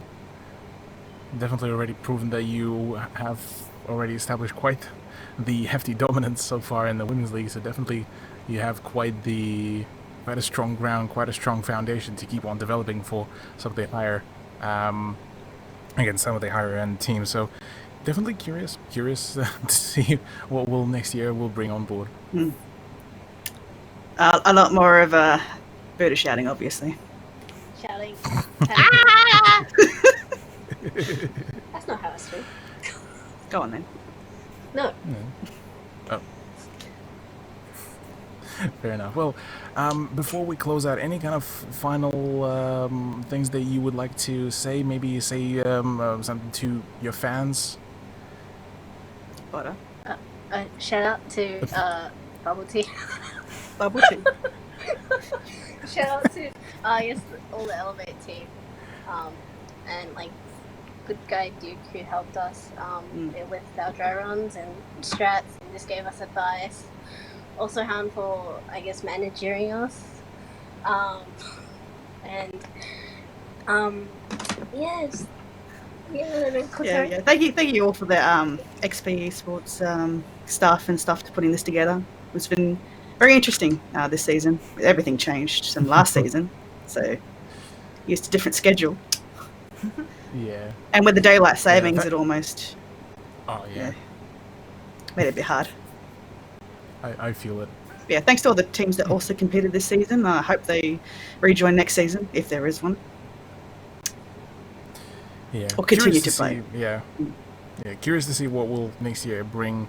It was definitely an absolute pleasure seeing you girls play it out and just show us some of the higher tier Siege gameplay. So yes, that's what it was. Once again.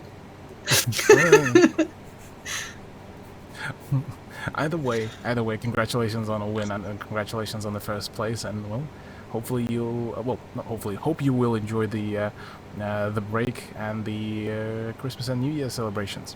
Thank you. Enjoy your Christmases. Merry Chrysler. All right. Well, thank you for joining us. Catch you later, and hope to see you in the next season. Thank you. Thank you. Well, that was the Elevate girls, Kritari and Butter coming around. And yeah, look, big props to them. Big congratulations. Did a phenomenal job overall for themselves. And look, just yet another dominant performance from them. Yeah, seeing Elevate come in, being able to clutch out the victory like this in such a decisive manner is just so great to watch, and it's so great to be able to, have these interviews at the end where we get a little bit of a personal insight really into the actual players. Definitely, yeah. That's definitely a good way for us to kind of learn what was even happening in the heads of the players. But hey, let's quickly refresh our memories here on the scorelines, how the grand finals did go down. It was a very I can't really say a very swift 2-0, but it was a 2-0 nonetheless. 7-4 on Cafe, 8-6 on Oregon, and Oregon was definitely quite a successful heist there for Elevate, given that the final round, oh boy, was it yoinked away from right under Nocturnal's feet. Yeah, that final round was just so chaotic, and I believe if that diffuser was actually already in possession of any Nocturnal member who was still alive, and if it wasn't, on the top of White Stairs where it was when it was dropped, Nocturnal definitely had a chance to, plant that bomb, to have that cover available, and to possibly take that round and push it into another overtime round. But as it is, Lola getting those double frags on that top White Stairs really clutched out the round for them. Maybe it wasn't that apparent when she got the frags, but, being able to not have control of that bomb for the attacking team, it just made all the difference. Definitely, yeah, Elevate able to really bring it back. But let's once again take the final look onto the bracket and see how everything turned out here so far. Well, it's Elevate that does claim the championship once again. Runners-up Nocturnal on the second place, and ShadowNet being able to win out 2-0 over 71st will be positioning themselves on the third place. So that does now have everyone set up in the playoffs and, well, all concluded. Let's have a look at the prize winnings as well as to what, yet again, what the teams have managed to win out. So Elevate managed to sort themselves out with a very nice $1,500. For Nocturnal, it's $1,000, and for ShadowNet, $500. Still a pretty solid set of money to even just, at the very least, play for, or rather sweat for. And massive congratulations to all of these teams for pushing this far. Extra credit goes to ShadowNet as well for pretty much exceeding all of the expectations that we did have, so definitely well played to them. Yeah, ShadowNet really showed us a few strong rounds, especially when they won out against Nocturnal. In the past few round robins, we were almost specifically focusing on Elevate and Nocturnal as the two finalists, or as the two teams who were best suited to compete against each other. And out of nowhere, ShadowNet comes in and really changes up the momentum and really showed us that we had to pay attention to them as well. Definitely. Look, all of it has been an absolutely sensational season. Keen for the next year as well, 2021. Definitely would be a very action-packed year as well, given that, well, we have the dates for the next year as well for Women's League, which is also a very exciting prospect. There we go, Season 4 to be beginning in February, lasting until April, with almost 3-week final. Season 5 coming around as well in July and August, and Season 6 to be planned out October to December. So we already have all the dates for the whole of the next year, and very exciting aspect here. Very exciting chances for some of the teams to, well, claim the championship and maybe finally make that upset against Elevate. Yeah, if you wanted to compete in next year's Women's League tournaments, here are the dates. Write them out in your diaries and really plan ahead, because things are going to be definitely kicking up a notch. Teams are only going to be getting better. These games are only going to become more fun and more exciting to watch. So, stay tuned, ladies and gentlemen, because things are only going to get bigger from here.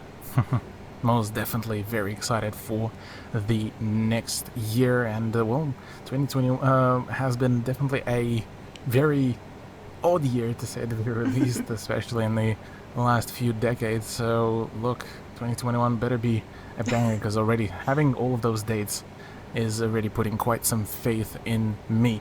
But Elevate, the champions for the time being, they get to bask in their glory. They are the ones who claim their title yet again. Massive congratulations to them. Massive plays from them. Another flawless run in this season as well. Definitely quite something to really come around, and, well, definitely a job well done. There we go. Match winners Elevate did a phenomenal job, gotta say. No matter what kind of hardships there were, they were able to make a comeback, and it seems that that mental fortitude, that ability to get themselves kind of recuperated, sorted out on the on what to do next, is definitely seeming to be an absolutely deadly weapon against some of their opponents. Yeah, to be able to quickly identify whatever mistakes that they were making and to really adapt on the fly, because there really is no time in between rounds to really sit down, VOD review, analyze over specific mistakes that you're making. You at most get 20 seconds to go, all right, so we're missing out on this, and this. We need to do this and this and this to not lose the round, essentially, and to not lose the overtime round as well. To be able to adapt on the fly and to communicate like that takes an incredible amount of trust in each member on the team as well. So, commends to Elevate for that. Definitely. Well, that's it for Season 3. That's it from us. Thank you, everyone, for joining us. Thank you, Pi, for joining me for this season. It's been an absolute pleasure casting with you and witnessing some of the big upsets and big plays really by some of the teams. And huge shout out to, like the players also said, the production team and then the team behind the XP Esports for just running all of this, for organizing it all. And as well as that, huge thanks to our wonderful sponsors, that is the Ubisoft, ANZ, ZQ Racing, Computer Alliance, Intel Cooler Master, as well as that Asus Air ROG. And with that said, from everyone at XP Esports, from the casting talent, thank you all, take it easy, and enjoy the holidays.